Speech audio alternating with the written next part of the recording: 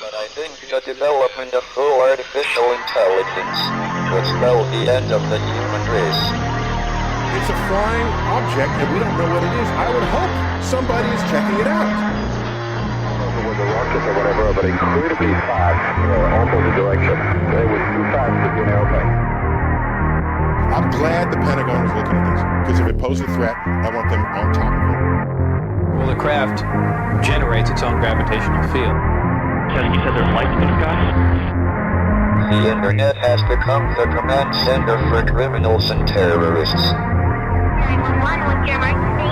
I need help, please help me! Aliens won't let it happen. You know, that's what we're instructed to say. Roswell, Area 51. Alien kept deep under the ground. 1, 0,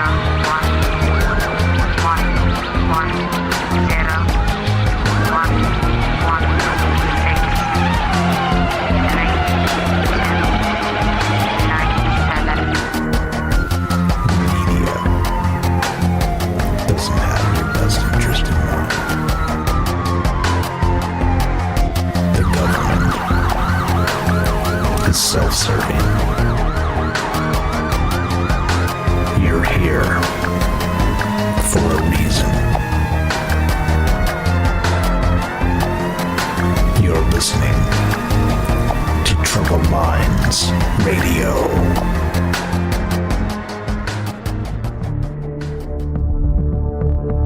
Broadcasting live from a secret bunker just off the extraterrestrial highway. Somewhere in the desert sands outside of Las Vegas. From somewhere in space-time, loosely labeled Generation X on planet Earth.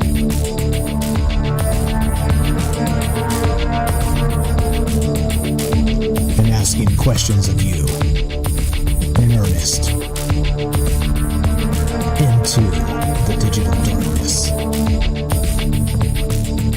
Good evening and welcome to Troubled Minds Radio.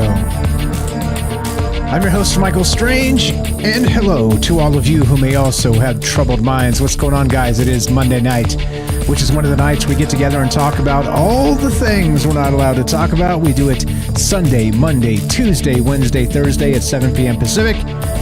What are those things, you may wonder? Aliens, conspiracy, the paranormal, the government, academia, the 24-hour news cycle, propaganda, and the general feeling that we live in the upside down.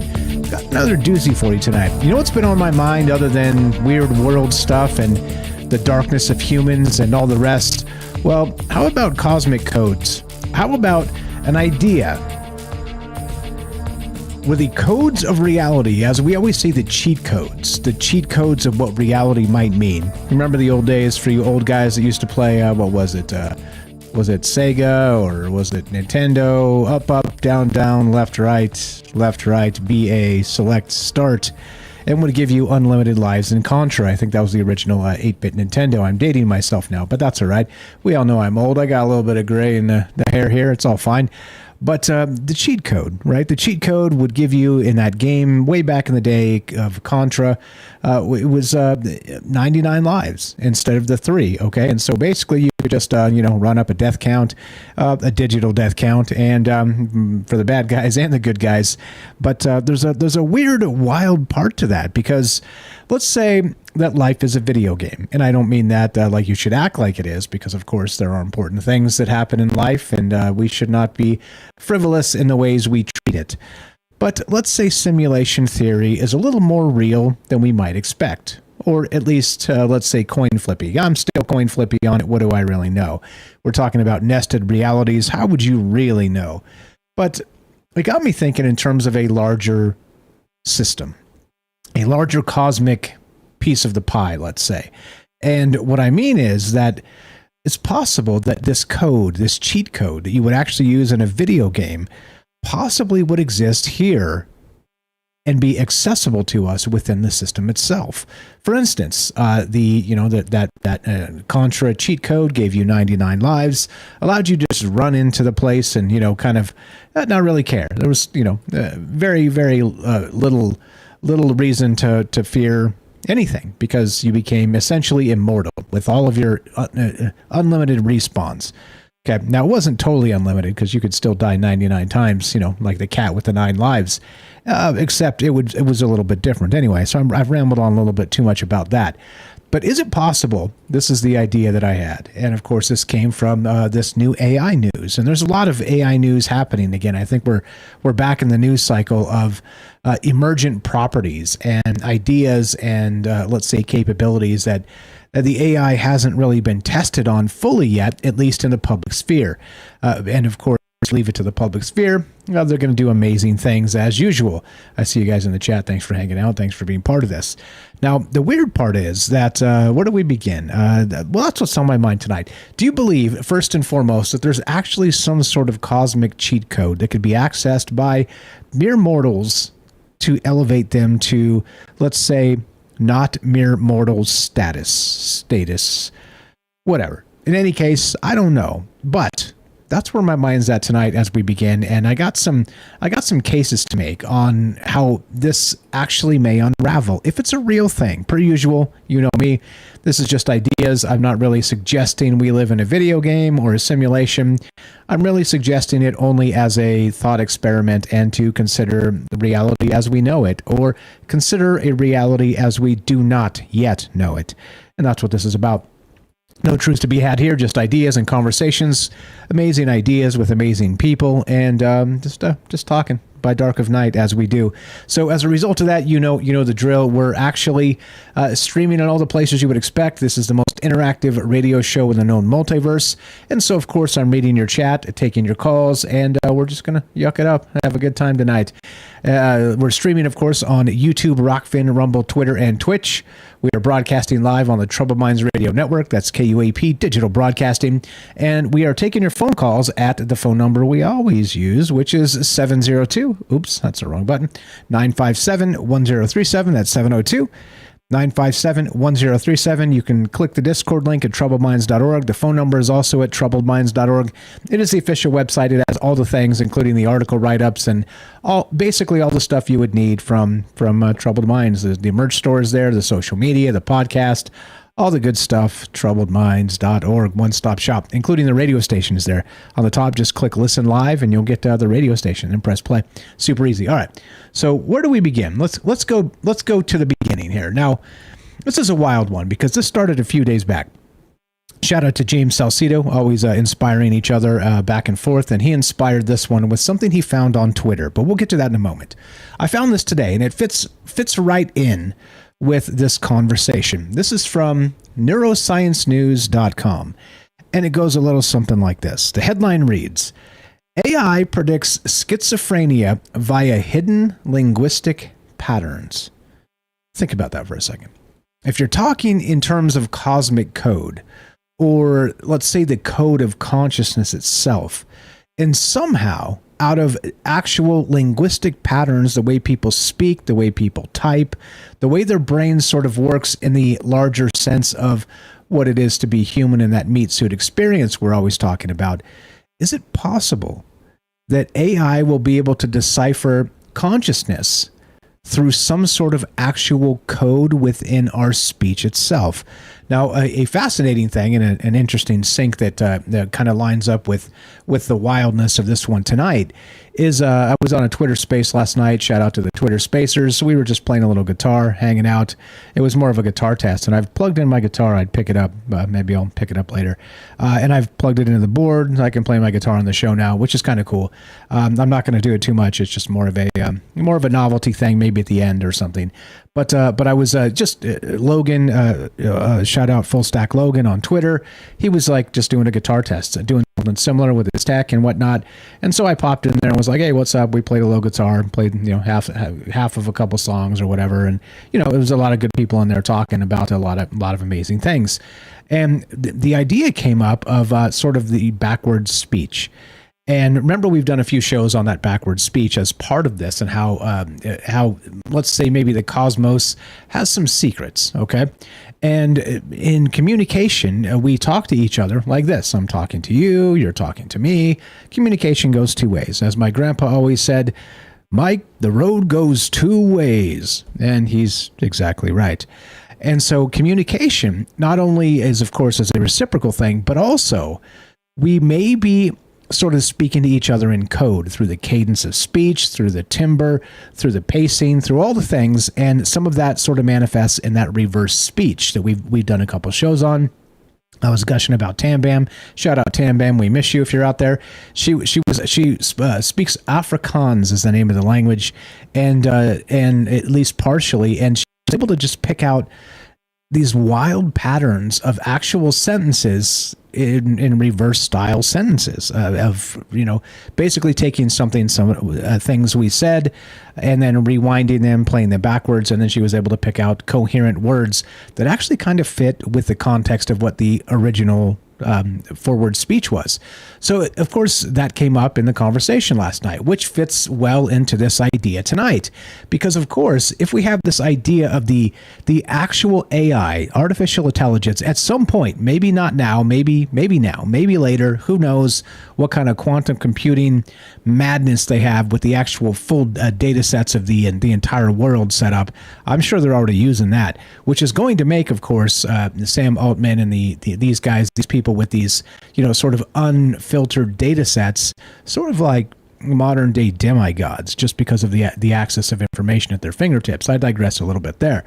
But the point is that the way we speak, there's a lot of things to it. And again, it is timbre, it is cadence, it is all this stuff we always talk about. It's volume, of course, all that stuff plays. And in turn, we trust or distrust people by the way they speak. I'm not big into politics, but there was a funny thing back in the 2016 election when they had all those Republicans on the stage doing a primary. And, you had Chris Christie like, yeehaw, shoot him down, woohoo, like doing just dumb stuff. And they Saturday Night Live, to their credit, did some really funny skits on that.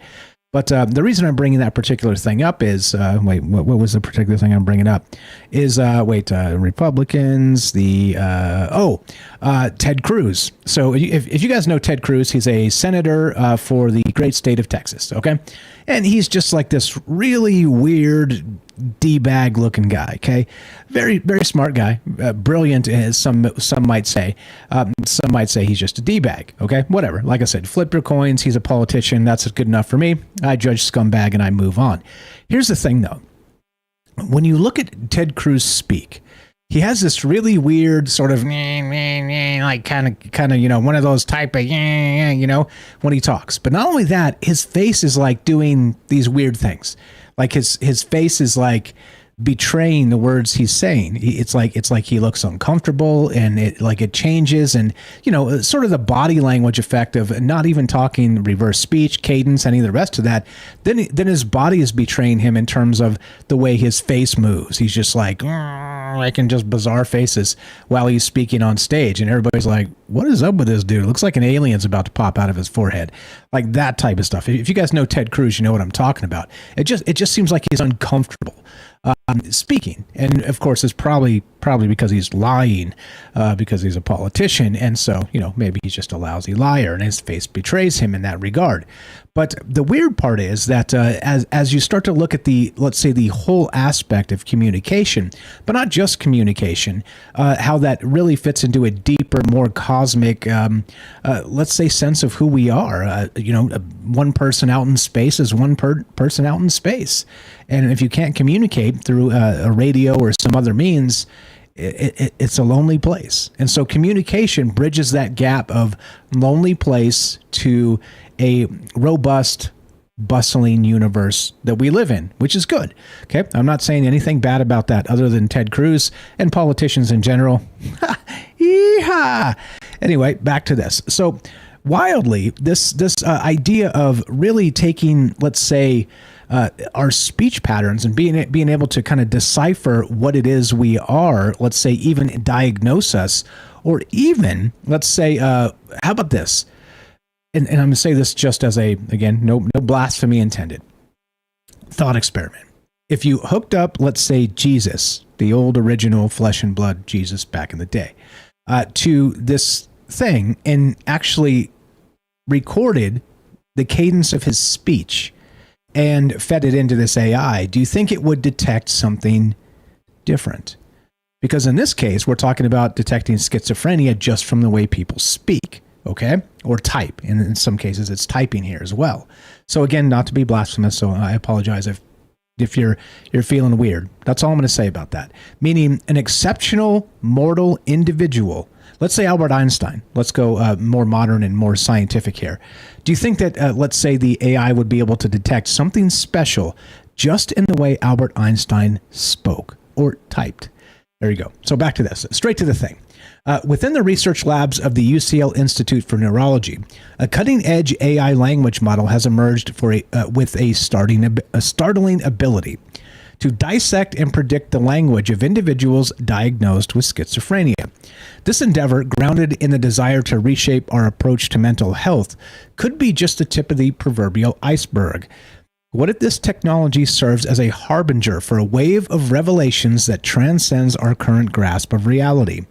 Imagine an AI so sophisticated that it can decode swaths of redacted government documents, extracting not just hidden political machinations, but also an arcane cipher of secrets that span the cosmic to the otherworldly. Could these blacked out lines and paragraphs be more than bureaucratic obfuscations? Might they actually be keys to a cosmic puzzle? Cryptograms that once solved provide the ultimate framework for understanding the universe. Now, this goes back to a lot of things, especially and specifically that idea of synchromysticism and the idea that things do not happen by accident. Things happen for a reason, at least mostly, and they are built into some larger cosmic code of the universal structure itself. Okay? Cool idea. True or false? I leave that up to you. This type of declarations are above my pay grade. But you see what I'm saying, which leads us back to James Salcedo and the inspiration and how we inspire each other back and forth. Now, he brought up a few days ago this Twitter thread from Brian Romilly. And this is the AI sort of doing what we're talking about here. Now, check this out.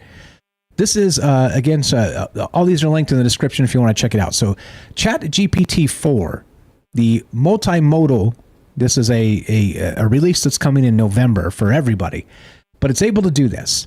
Decodes a redacted government document on a UFO sighting released by NASA. He says, I have tested this on hundreds of redacted documents, and I can say we are in a new world. So you see what they did. Rewind this. I think we're muted no matter what. I don't think there's sound to this. But you see, he basically uploaded a redacted government document and had contextually had the AI look at it and then try and fill in the blanks of what this actual document said, the redactions. Now, of course, it doesn't take too much to consider the larger idea here in that we're talking about this cipher, sort of a cosmic code of sorts. And so in this case, these are just government documents, all right? But in the larger sense, what if there is sort of that cheat code we're always talking about that will be accessible someday because AI may be able to sniff it out? Now, again, like I said, all this stuff is in all the links in the description if you want to check it out. I do encourage you to read this stuff in full if you're interested. But wild stuff. We're turning a corner in terms of transparency, whether the government wants it or not, whether let's say, I don't know, maybe whether the universe wants it or not. It's difficult to say, of course, because, maybe we're just, cosmic ants in a larger system that really doesn't give a damn about us, that cosmic indifference. Or the cosmic dread that Lovecraft talked about. Anyway, on to this. So as we push the boundaries of what this technology can do, back to the actual, let me read that part again.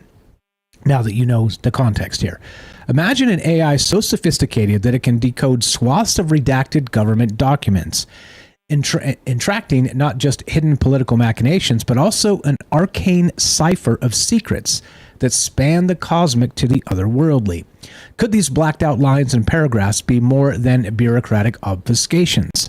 Might they actually be keys to a cosmic puzzle? Cryptograms that, once solved, provide the ultimate framework for understanding the universe. As we push the boundaries of what this technology can do, we might find that our corridors of power are not just filled with politicians and intelligence agents, but also with sorcerers and seers who shape world events through mystical rites. Or we may discover evidence of other dimensions, quantum realms or celestial planes that have been clandestinely interacting with our world.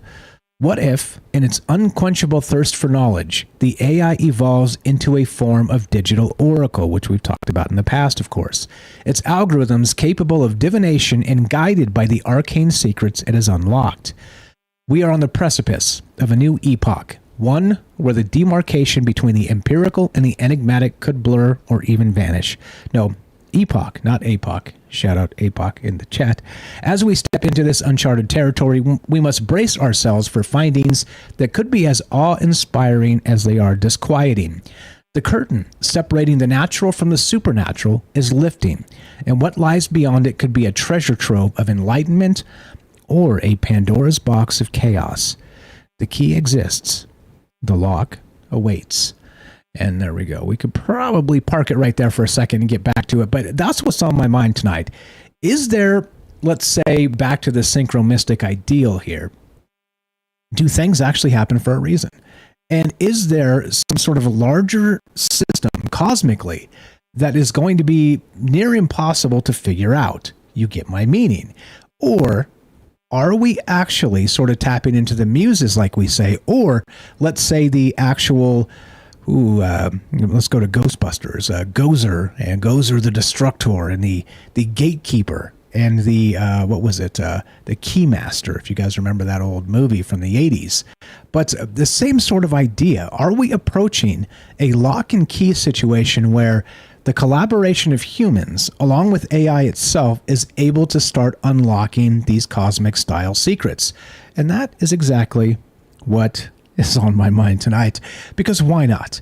Why not? If we're talking about these government documents being sort of peeled back in terms of secrecy and how this fits or doesn't fit with the larger actual puzzle here, maybe think about it this way. Now, here's another way to describe it, and we'll get into this as we go tonight. But think about it this way. The government redactions in the actual, let's say, FOIAs and this type of stuff that has been, covered up for years, certainly paints a picture of the types of things they want to cover up. And of course, we don't really know because we're on the other side of the other side of a wall with a closed door, shouting at each other for transparency. And the government's just laughing, eating Cheetos, and doesn't give a damn. You get it? So what I mean is, if you could take AI and start going through some of these FOIA redacted documents and finding a pattern in the things that have been actually redacted, maybe, just maybe, there's a pattern here. And maybe, just maybe, there's a pattern that's more than just sociopaths running the world. Maybe it's something a little more mystical. Maybe it's something a little more cosmic. And maybe, just maybe, the key lies in all the data of the world, and all we need to do is unlock that cosmic cipher, which of course we just go to our good buddy, which is GPT-3PO. And I did try this with some other stuff, and it worked kind of. I think we're waiting for the new version of this to pop, but there's the world's going to change, and you got to think of it this way too. The government is not going to like this. If we start, they're going to deny everything, but if we start sort of being able to get from context, guess basically the things they've been redacting from us for dozens of years, back to 75 years ago, Roswell, the National Security Act, all that, then maybe, just maybe, we're in a new world where transparency can be had with the stroke of a few keys. Like the cosmic hackers, they're gonna crowbar the truth. I'm not gonna say it from the hands of governments that would not like us to have it. That's the best way to put it. What are your thoughts here? Is there a cosmic code? Are we on the precipice here? What if AI can actually start decoding the secrets of not just the governments? Do you think we'll find something a little more mystic than we would ever believe. 702-957-1037. That's 702-957-1037. This is Troubled Minds. I'm Michael Strange. Don't go anywhere. We got Matt in Colorado and your calls when we return. Be right back.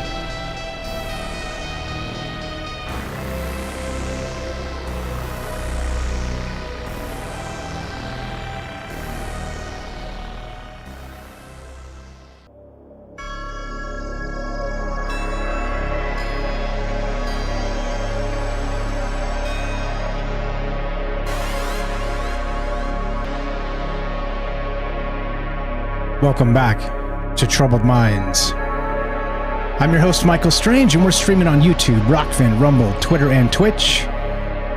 We are broadcasting live on the Troubled Minds Radio Network. That's KUAP Digital Broadcasting. Tonight, we're taking your calls as we discuss the idea of a cosmic cipher. Are we on the verge of cracking it? In a future where advanced AI deciphers redacted documents and speech patterns, humanity stands on the precipice of unprecedented revelations. Is this a little too dramatic, or do you think it's a whole new world? Because when I look at the emergent properties of what AI is becoming already, when one calendar year, remember, actual ChatGPT launched last year, November 30th. So we're still a good month away from there, from an actual month plus, maybe 7 weeks of a full year of AI. And it's already, the emergent capabilities of this thing is already a little bit spooky. And it's going to be able to take from context these redacted documents and be able to fill in the blanks, okay? Which is weird, which is cool, which is fine. Again, maybe that's the transparency we need.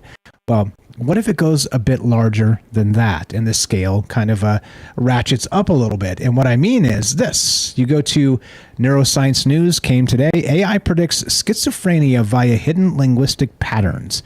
And so what they did, let me do this real quick, just so we can, I didn't actually fill this in, but let's get a quick AI summary of this because we have that technology. What's up, Thomas? I see it in the chat. Scientists at the UCL Institute for Neurology have developed new tools that use AI language models to analyze the speech of patients with schizophrenia. The researchers aim to improve the diagnosis and understanding of psychiatric conditions by analyzing language patterns.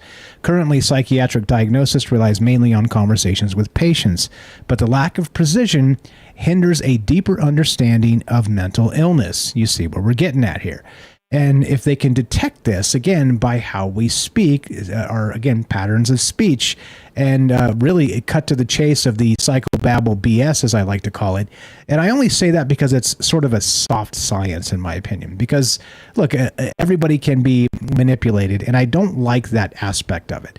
You know, just because I tell you this is the way you should live your life from a professional standpoint, and I went to all this school and paid all this money, it doesn't mean my answers are the right answers for you. And so if I tell you this, especially even under like a hypnotic type state, and where you're very impressionable, then I may be giving you all the wrong answers because it's such a subjective thing, okay? People are all different. That's what I mean, all right? And so I don't trust that type of stuff personally. And again, I don't mean to undermine science and the rest of that, but you get my point there. When you sort of give the keys to the castle of your brain to somebody else to go to work in the workshop, then suddenly we go back to what the great algorithm always says: control your mind or someone else will. What are your thoughts here? This cosmic cipher, this redactive, I'm calling this the cipher of redacted secrecy and cracking the cosmic code. What do you think? Something or nah? 702-957-1037. Click the Discord link at troubleminds.org. We'll put you on the show just like this. Matthew in Colorado. What's up, my man? You're on Troubled Minds. How are you? And go right ahead. I'm doing good. How are you, Michael? Doing well. Got a weird one tonight, and I'm digging it. How about you? Go ahead. I'm digging it, and I think you're onto something here, and you know, a lot of different ways this can go and different levels to this. You know, one thing I was thinking about, you know, what you were just talking about with diagnosing schizophrenia, but you know, all sorts of mental health conditions. You know, from if you combine like the redacted documents idea with the diagnosing mental health. So you put in the language and also the voice thing, you could see it, diagnosing the whole plethora, depression, etc. And we had a recent president who remain unnamed, that a lot of people, myself included, it was pretty obvious that that person, had a very inflated sense of self-importance. And, there's a word that's real popular right now that goes around for people that are, kind of like that and manipulative and controlling. And I always forget about it, but it's in the modern vernacular. You know what I'm talking about? Can you spit that one out? Sociopath and psychopath come to mind, but I'm not sure exactly what you mean. It's similar, but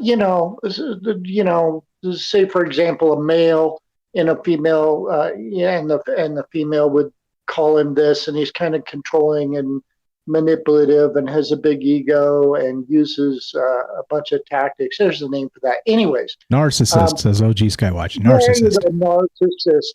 Okay, so imagine it could diagnose schizophrenia, depression, etc. But somebody with narcissistic personality traits. Okay, and then imagine, being able to feed in, the speeches of like presidents or emails or postings on Facebooks or books or whatever into this AI, and get like a diagnosis or an assessment that would tell you really all about this person in a pretty accurate way. And I was also thinking about the body language, because you brought up Ted Cruz, and I was reminded. I can't remember the name of the guy who was the whistleblower that came out saying we had, downed alien ships and bodies and everything, to testify in front of Congress with the two other guys. David Grush. What was his name? Yeah, Grush. And I saw this really interesting video with like 5 body language experts replaying his whole interview that he gave. And then, they would do 30 seconds of him talking, they would pause it, and they would go through the body language things and do kind of a roundtable. And oh my God, these guys were incredible. I had no idea to the extent that experts in body language could figure things out and understand people and what's going on. And I was thinking, you could program AI potentially to be like a body language expert.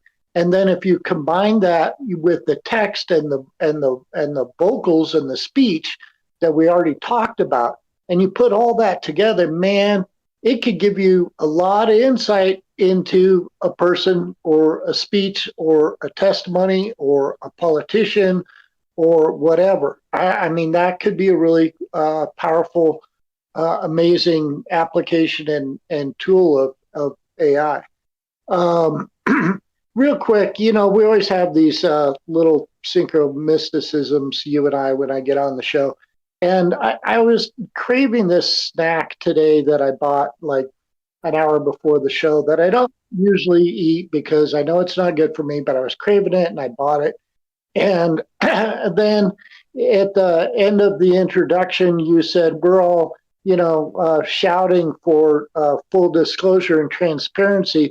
And meanwhile, the government's sitting back eating their Cheetos. I said Cheetos. Right. Didn't I?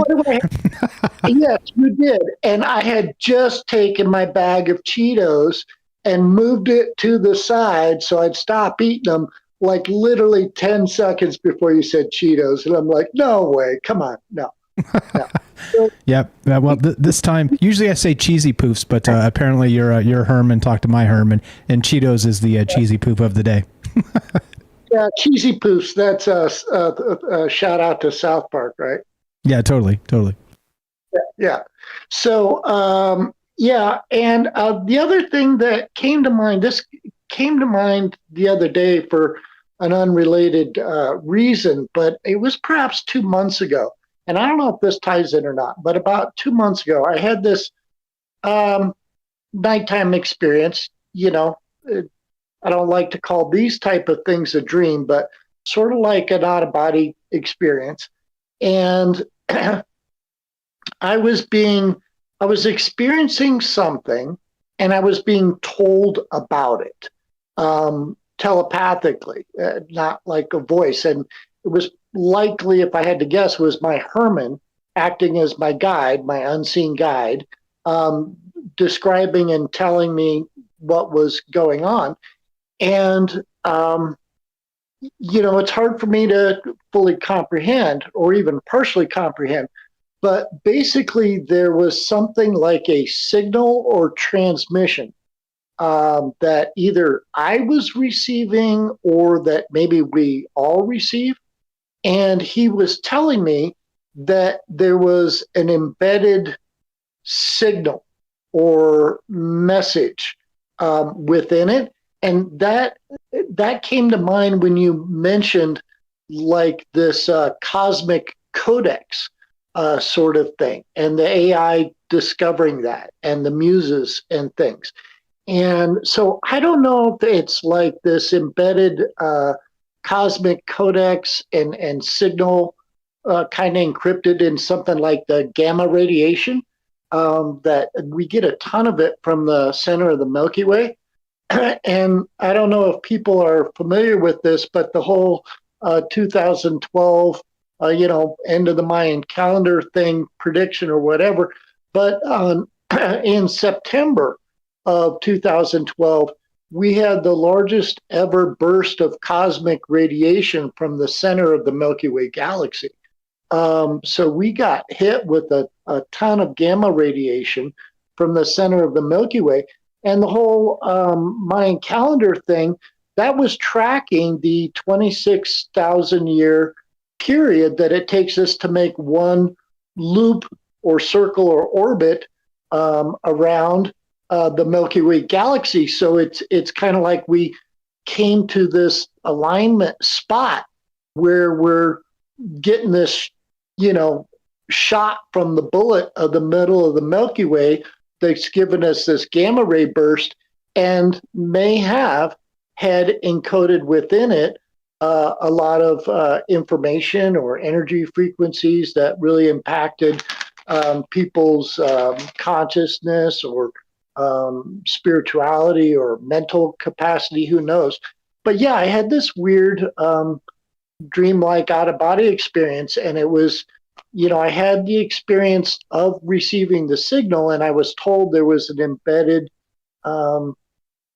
code and things being communicated and message within it.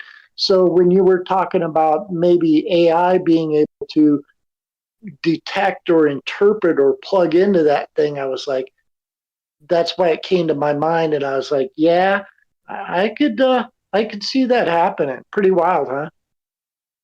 Yeah, for sure. That's the weird part about it, is there's a lot here that's kind of swirling around us all the time, and the embedded signal, I like how you described that, is it could be looked at as a fast radio burst, or the wow signal back in the 70s, the late 70s. I mean, there's a lot of that type of stuff that kind of makes me wonder if something else is happening, and maybe that's sort of the Promethean fire that's being kind of fired at us in sort of this embedded code from who knows where. And like I said, that's again deep and who knows, conspiratorial and all the things. But to think about it in terms of if you identify a species, an alien species across the galaxy, and it's more efficient to be able to send them some sort of code like this to help them along, help them build technology, this type of thing. It could explain a lot of things, sort of the idea of archons, or maybe why we are the way we are, or, back to those sort of cosmic control mechanisms I always talk about. So who really knows? But I do like how you brought it up as some sort of embedded code that we're we're supposed to maybe find, I guess, would be the idea, right? So there's no such thing as like a password that won't get cracked one day, okay, until they make them, and it's uncrackable. But I would think the idea of sending us some sort of embedded code like that, again, conceptually here, it would be for us to crack it one day and understand that, wait a minute, so we've never been alone, and these ideas we think are ours are not at all, and they're from somewhere else, and we're being sort of seeded with this stuff, very Promethean fire, but from another galaxy. Does that make sense? Yeah, totally. So I've got a couple thoughts along those lines. So one, people should understand that, the electromagnetic frequency range is a whole range of frequencies, and we have names for different things according to what band of that frequency they are. So visible light is just one group of the same electromagnetic spectrum and frequency range. But radio waves, they're also just one particular limited part of that overall electromagnetic spectrum. They're at the really high frequency range, which is why they travel across the galaxies. And gamma radiation is higher than that, but it's all part of the same stuff. And it would be possible to transmit embedded messages or codes on any of those frequencies, radio waves, gamma, etc.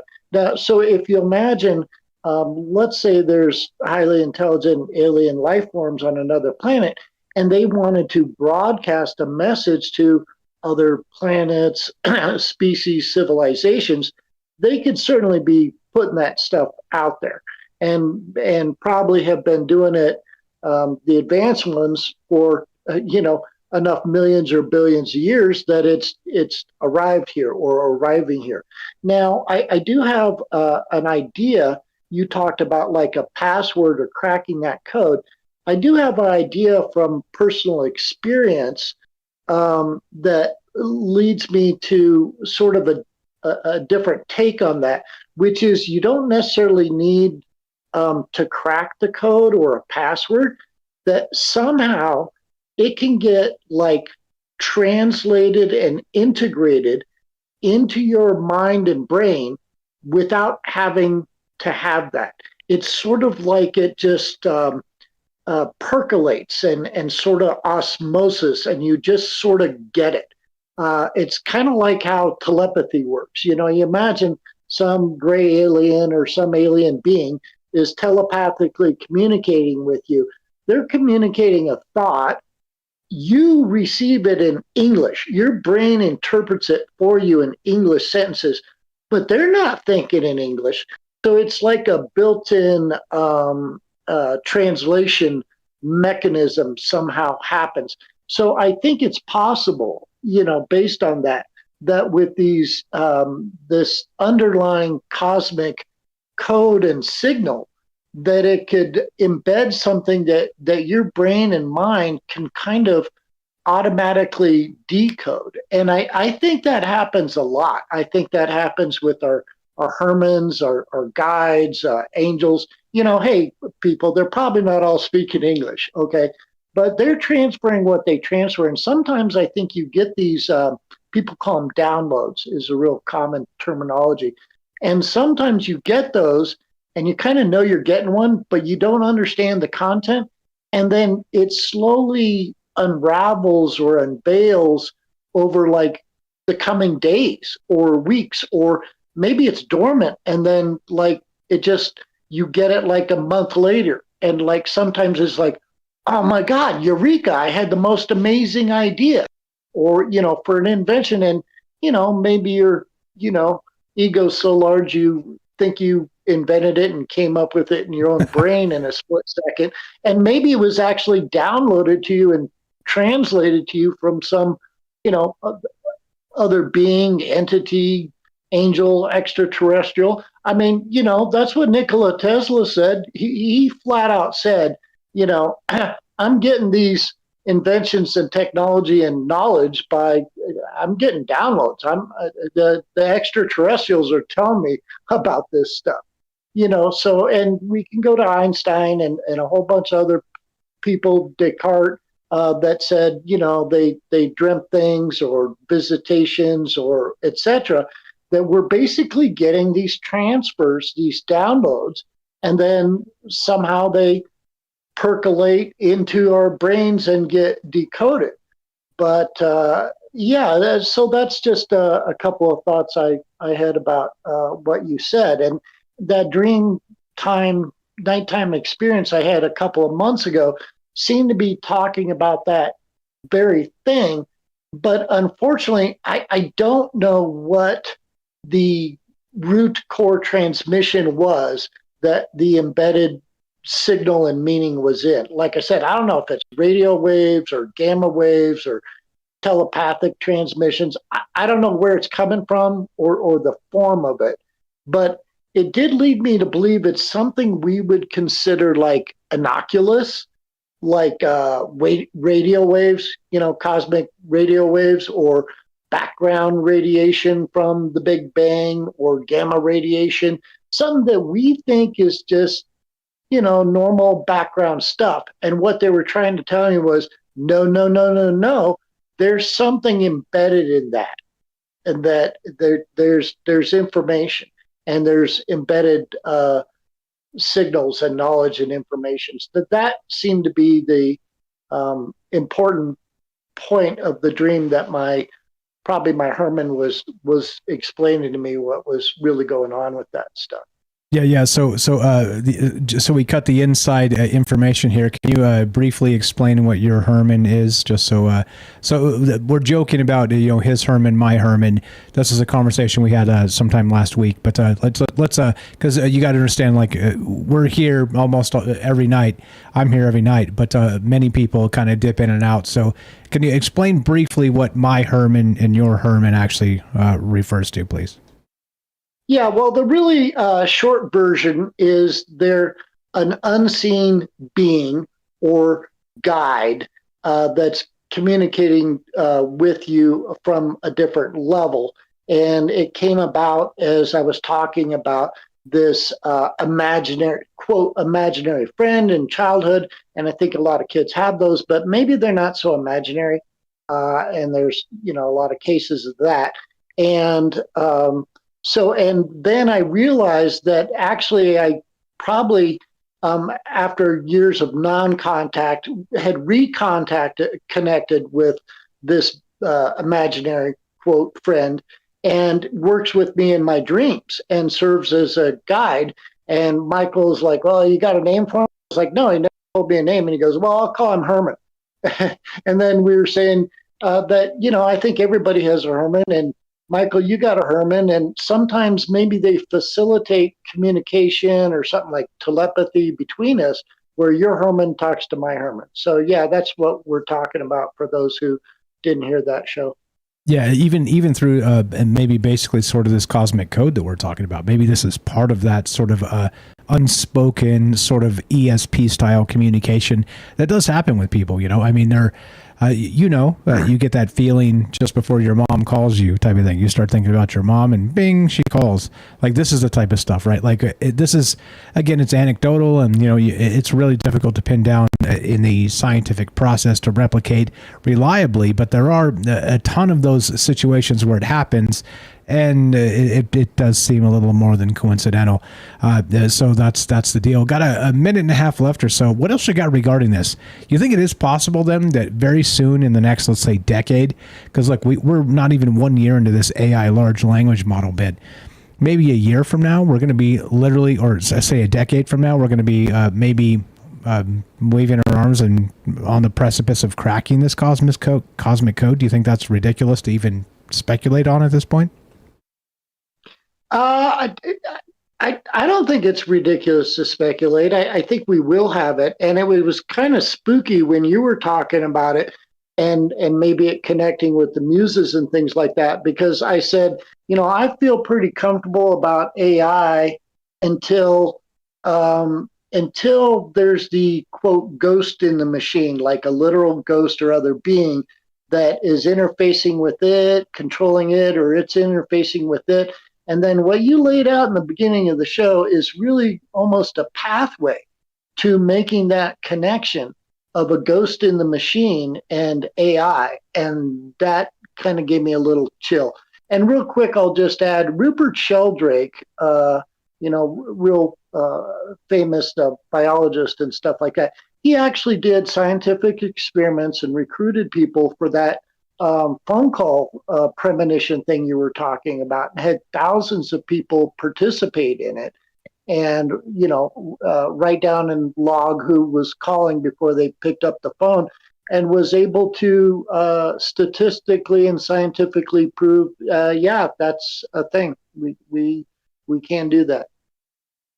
Yeah, there's an actual amount of information that's kind of coming to us that we really can't quantify, sort of that Promethean fire, the beam from elsewhere, and our Hermans kind of speaking to each other sort of behind the scenes. Tell us about your book real quick and the coupon code, and you can get it at troubledminds.org/friends. Matthew's book here. Make it quick. We got about 15 seconds. Go. Brevity's your superpower.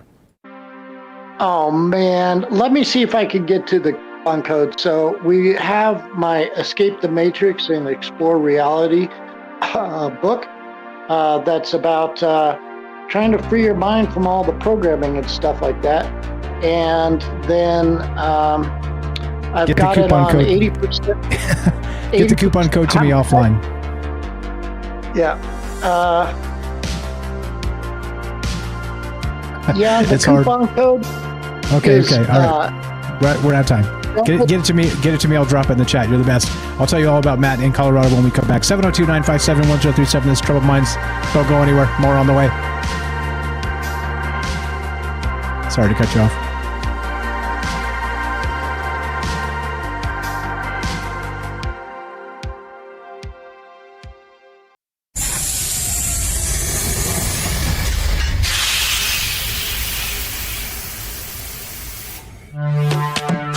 We are talking about the alien abduction phenomenon. Aliens. The aliens are looking through your eyes and they're accessing your optic nerve. I'm doing fantastic. And through that optic nerve, they're transferring to your right. People are random images as they traverse neurons in the brain. So we got, all right, so maybe and they also feel them planting or receiving memories or ideas or images.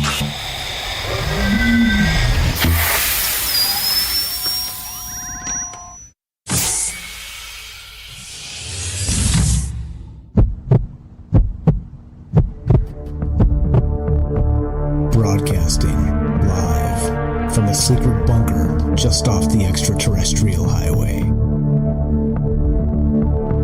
Somewhere in the desert sands outside of Las Vegas. From somewhere in space-time, loosely labeled Generation X on planet Earth.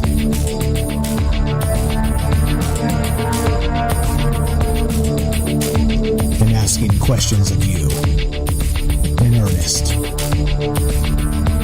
into the digital darkness.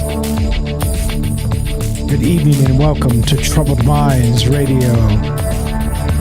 I'm your host, Michael Strange, and we're streaming on YouTube, Rockfin, Rumble, Twitter, and Twitch. We are broadcasting live on the Troubled Minds Radio Network. That's KUAP Digital Broadcasting. Tonight, we're taking your calls as we discuss the idea of a cosmic code.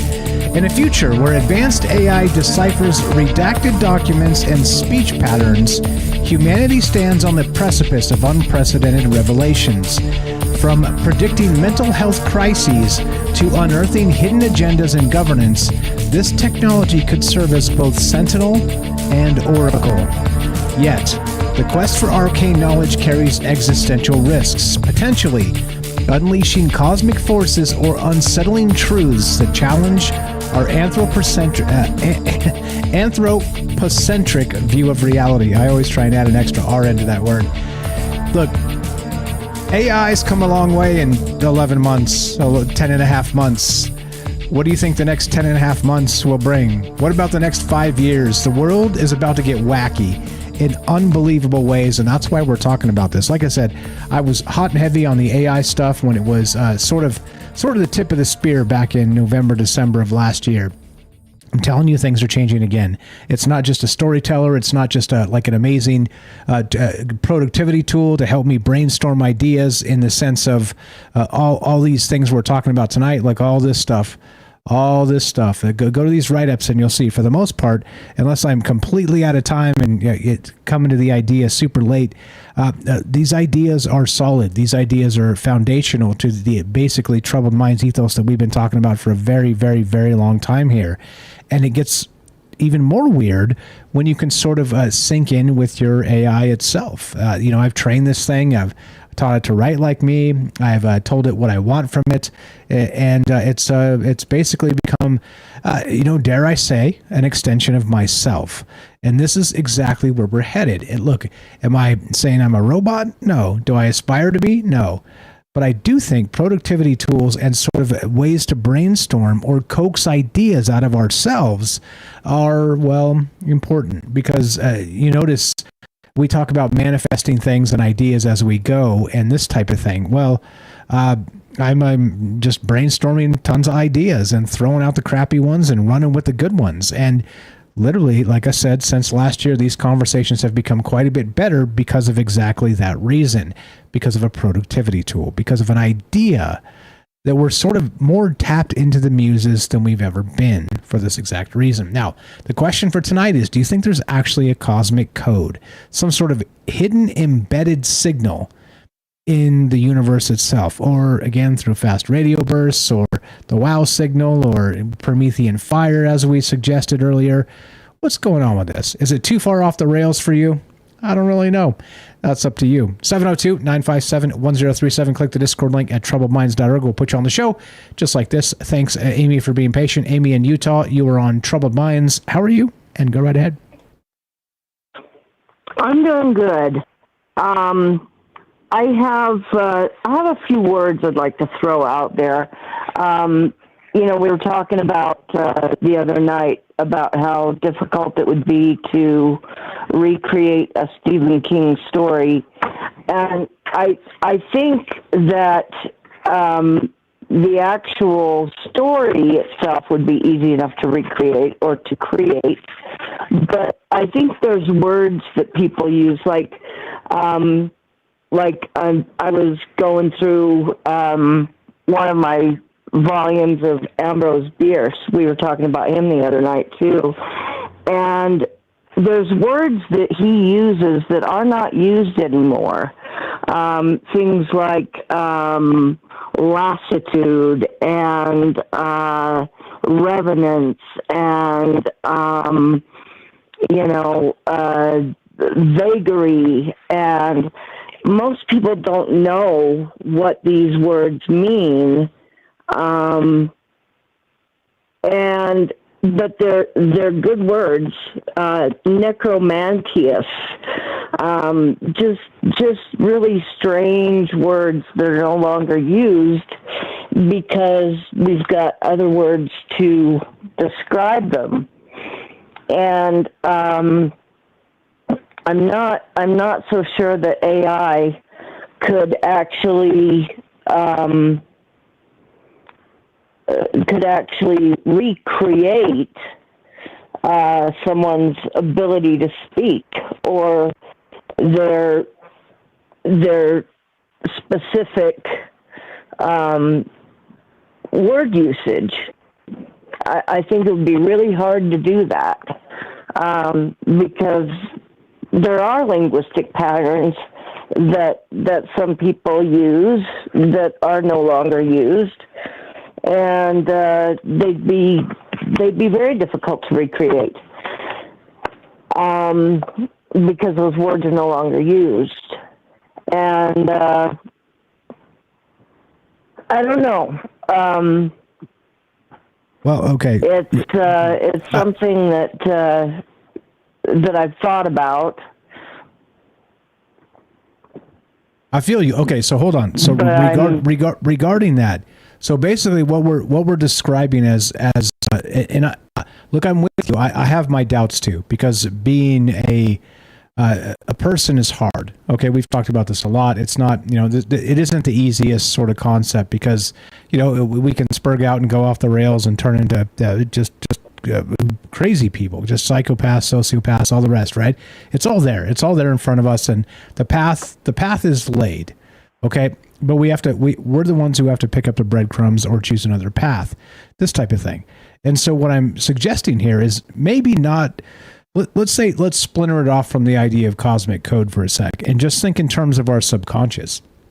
The things we say, the things we do are sort of mapped within us. And so we're sort of battling that constantly and consistently as part of just being human. Life goes fast. The people that are, a little bit long of tooth like myself, got a little bit of gray hair. Your knee hurts when you wake up in the morning for absolutely no reason once in a while, this type of stuff. You start to realize that, it goes by fast. It just burns by. You're like, I was a spring child, but winter is coming, right? That whole Game of Thrones bit. But the reason I'm saying this is basically, we're talking about communicating with our sort of shadow self, our Carl Jung shadow self, our subconscious, and being able to sort of pick the patterns from that space that's, again, mostly a mystery to many of us. They call it the shadow work of the Carl Jung and the rest of that. But beyond that, what if sort of from that space, AI can detect directly through some sort of deciphering or some sort of, cracking this code of speech? I mean, think about that. Just real quick. AI predicts schizophrenia via hidden linguistic patterns. So what other sort of linguistic patterns are we actually manifesting that we don't know we're manifesting? You get it? That's what I'm talking about. And look, maybe, but also maybe not. I'm here for all of it. And the Mulder and Scully thing that you brought up smartly the other night. I mean, that's where we're at. Like we're sort of standing on the precipice of what comes next, and it may be dire, it may be divine, and of course it's up to you to decide. But just to clarify, it doesn't have to be cosmic code here. We can just kind of like look at the inner self, I guess, and that makes a ton of sense as well, doesn't it? It does, because I don't know that my inner self is even connected with my outer self. There's things that I think about that I don't mention to anyone. Now you've done it. Now you've really done it. No, I'm just kidding. I'm just kidding.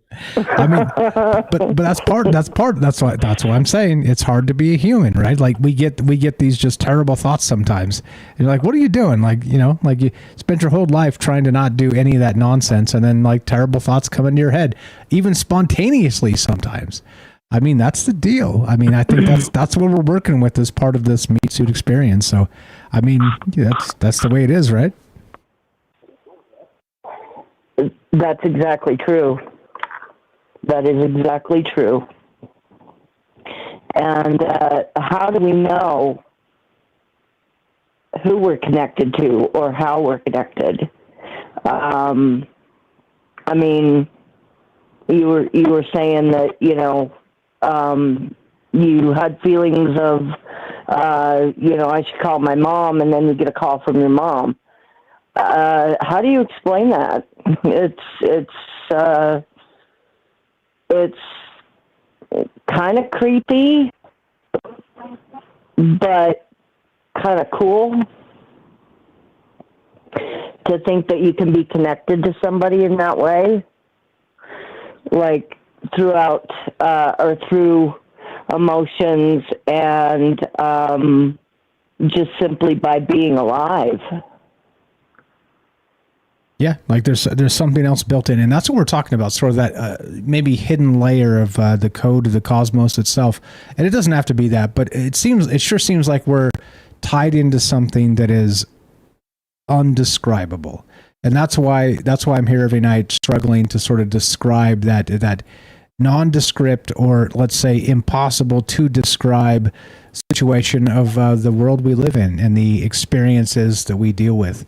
It's important to me. Obviously, that's why I come back every single night. So regarding the rest of this, do you think that you said AI? Maybe not. Do you think there is a larger cosmic code that might be able to actually crack reality itself eventually? And we don't have to think 10 years from now. Let's say humans find a way to eke out of the great filter, and we become a multiplanetary species, and even the aliens themselves, we become them. Do you think that maybe somewhere down the line there is a sort of a secret cheat code that, given enough knowledge and enough ideas, that maybe we're able to crack it and maybe become one with the universe itself through sort of that cosmic code or that cosmic harmony? Does that make some sense? Yes, it does, and I do believe that is entirely possible because we're all humans. And well, most of us anyway, and we do have a connection to other members of our species, even if it's just through our thoughts. You can't tell me that you haven't had a thought that someone else has already had, like. When your kid does something that's completely unbelievable and you think, wait a minute, you can't do anything that I haven't already done. You can't think anything that I haven't already thought. And you're not going to get ahead of me in that arena. Because you've already been there, you've already done it. And so maybe these thoughts or these codes are passed on to us through some kind of weird telepathy. Yeah, well, I think it plays. I think telepathy is what this is about, and beyond that, I think maybe that's probably the first step into this greater world, whatever that means. But maybe it's quite a bit beyond that. I mean, telepathy is sort of the ultimate, mind meld. But if you can still turn that stuff off, or this type of thing, make yourself open to telepathic communication or not. Maybe we're doing that all the time, and sort of open and then closed and then open and then closed, and some things happen and some things don't happen, and we're like, what the hell's going on with this? Like, how come sometimes I can detect when my mom's about to call me and I think about her, and then how come sometimes I can't? So maybe this is part of that code, part of a greater cycle of things that we're ignorant to, but also able to tap into if given whatever it is that we're allowed to actually manifest. I mean, I don't know. As you know me, a few answers, just a lot of wild ideas here. What else you got regarding this or anything else? You know how we work here. Anything in the periphery, non-linear, open-ended, we'll take it. What you got? Not that I can think of. I just you're an amazing guy. You do an amazing show, and I love it. And thanks for what you do. The questions are hard to answer. And we'll keep doing it. I appreciate the call. Thank you for listening. Thanks for being part of it. And you be well. We'll talk to you soon. Okay. Thanks. Have a great night. Okay. That's Amy in Utah. There you go. Making new friends all the time, and great callers. And it is. I think we need to challenge ourselves as people, as for these ideas, because these ideas are complicated. And look, you never get anywhere doing things easily. Okay. A wise man once said, Mike, if it's easy, it's not even worth doing. And he was right. I mean, kind of right. Once you master something, why are you going to do that over and over and over and over again when there's the entire cosmos out there? Why not get good at this and get good at that, and then get good at all the rest of these things, and then, maybe, just maybe, there's something else happening that is... I don't know. How would you describe it? Indescribable. 702-957-1037. Click the Discord link at troubledminds.org. We're talking cosmic codes. We're talking about the nature of reality. We're talking about maybe even in the periphery of the matrix here. Do you think there's something weird going on? Let's go to David on the road. What's up, my man? You're on Troubled Minds. How are you? And go right ahead. Let me kill your echo, I think. Yeah, we're good. I got your echo right here. Right here. Wait, did I click it? Did I click it? Did I unclick it? Oh, there we go. Sorry about that. I think I clicked it and unclicked it. David on the road. You're on Troubled Minds. What's up, my man? Hello, hello. Good evening. Oh, nope. We lost him. He's probably on the road. Or maybe he's updating the Discord. In any case, back to this. We'll go back to the write-up here, and if David wants to pop back in. We should probably save him at the bottom of the hour anyway, so I don't have to cut him off. All right, so here's the thing. We're talking about this weird cipher, this weird thing. So imagine a world where an AI language model becomes an ever-vigilant guardian of mental health. Its algorithms fine-tuned to detect the subtlest shifts in speech patterns. It's as if the AI possesses a sixth sense, attuned to the emotional and cognitive wavelengths that humans emit through their words. This goes beyond merely identifying a state of distress. The AI could recognize the telltale linguistic markers that signal an impending crisis or high-risk behavior. You see where I get concerned. Suddenly, this tool transforms into an early warning system, alerting medical professionals, family members, or even automated emergency response protocols to intervene before a life-altering event occurs, which is the precognition, basically. Okay, hang tight, Dave. David, hang tight. I don't want to cut you short here, so we'll go to you at the bottom of the hour so we don't have to stop you sort of thing. Also, I want to shout out Beverly was in the chat. Beverly B on Twitter, been in and out of the Troubled Minds world for a little bit here, and very active on Twitter. And she dropped this actual DARPA thing. Look at this. I'm gonna read some of this to you, and this is wild. She said it is very much like a Minority Report. And think about this. The date on this is September. Okay, I'm gonna read it. This is the Natural Evidence Aggregation Tool, NEAT, by Dr. Greg Whitkop from DARPA. This is the DARPA.mil website, okay? Listen to this. Since September 11th, more than 30,000 active duty members and veterans have taken their own lives, 4 times as many as those killed in post-9/11 military operations. Effective behavioral health assessment is a mission-critical capability requiring novel tools to identify and help those at risk. Current methods to detect early signs of behavioral and mental health risk factors rely on self-reporting and screening questionnaires, which cannot reliably predict suicidality, which we've talked about even earlier tonight. I call it psychobabble BS because there's a lot of sort of that soft skill as part of this, that if there's no clear communication and people are holding information back, it becomes useless. Okay, now, do we need again better reporting tools on the rest of this stuff? Definitely.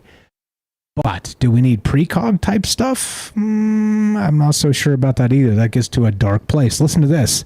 The Neural Evidence Aggregation Tool Program, or NEAT, N-E-A-T, the program aims to overcome current limitations by developing a new cognitive science tool that identifies people at risk of suicide by using, here's the term, pre-conscious brain signals, rather than asking questions and waiting for consciously filtered responses. By aggregating preconscious brain signals to stimuli, NEAT, this program, would determine that a person believes to be true, false, or indeterminate about specific types of knowledge that could be used to detect signs of depression, anxiety, or suicidal ideation earlier and more reliably than ever before. If successful, NEAT, the program, will not only significantly augment behavioral health screening, but it could also serve as a new way to assess ultimate treatment efficacy, since patients will often tell their clinicians what they think the clinician wants to hear rather than how they are truly feeling. Ultimately, NEAT intends to augment current behavioral health screening programs by providing clinicians with previously unavailable information to enable earlier interventions and more reliable measures of successful treatment.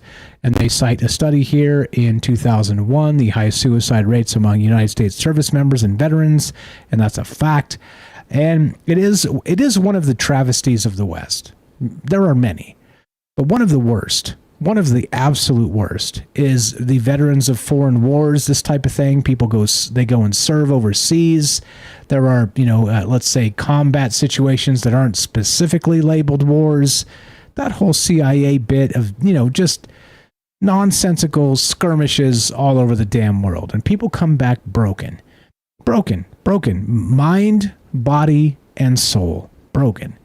And they served as young people in their youth and in their prime, and they're sent back broken to a broken healthcare system that could give a damn once they've been used up for what they are actually useful for. You know what that is. I'm not going to say it because it's dark and it's dire, and we talked a little bit about it last night. But this is the type of stuff that we need to think about, because in the future, and I'm not talking like a million years from now, I'm talking 10 years from now, this is the type of stuff that is going to be very real. What do you think? A shout out to Beverly in the chat. I appreciate you sharing the story there, because look, this is from DARPA. This is, again, they cited an article in 2021, so this is very recent, and they're looking at preconscious thoughts. Ah, yes, indeed. Preconscious thoughts. Precognition. Go watch Minority Report and be as chilled as you were when you first saw it. It creeps me out.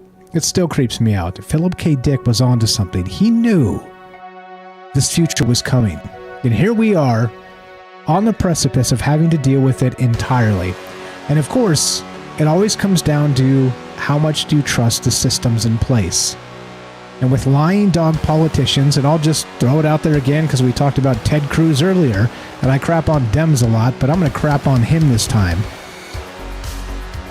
Lying dog politicians running a broken government that doesn't care about the people that serve it the best and give all are not worthy of trust. What are your thoughts here? Is it possible to crack the cosmic code? Is it possible to look into preconscious thoughts? And of course, where else does this lead? More Troubled Minds coming up. 702-957-1037. David on the road, and your calls as well. Be right back.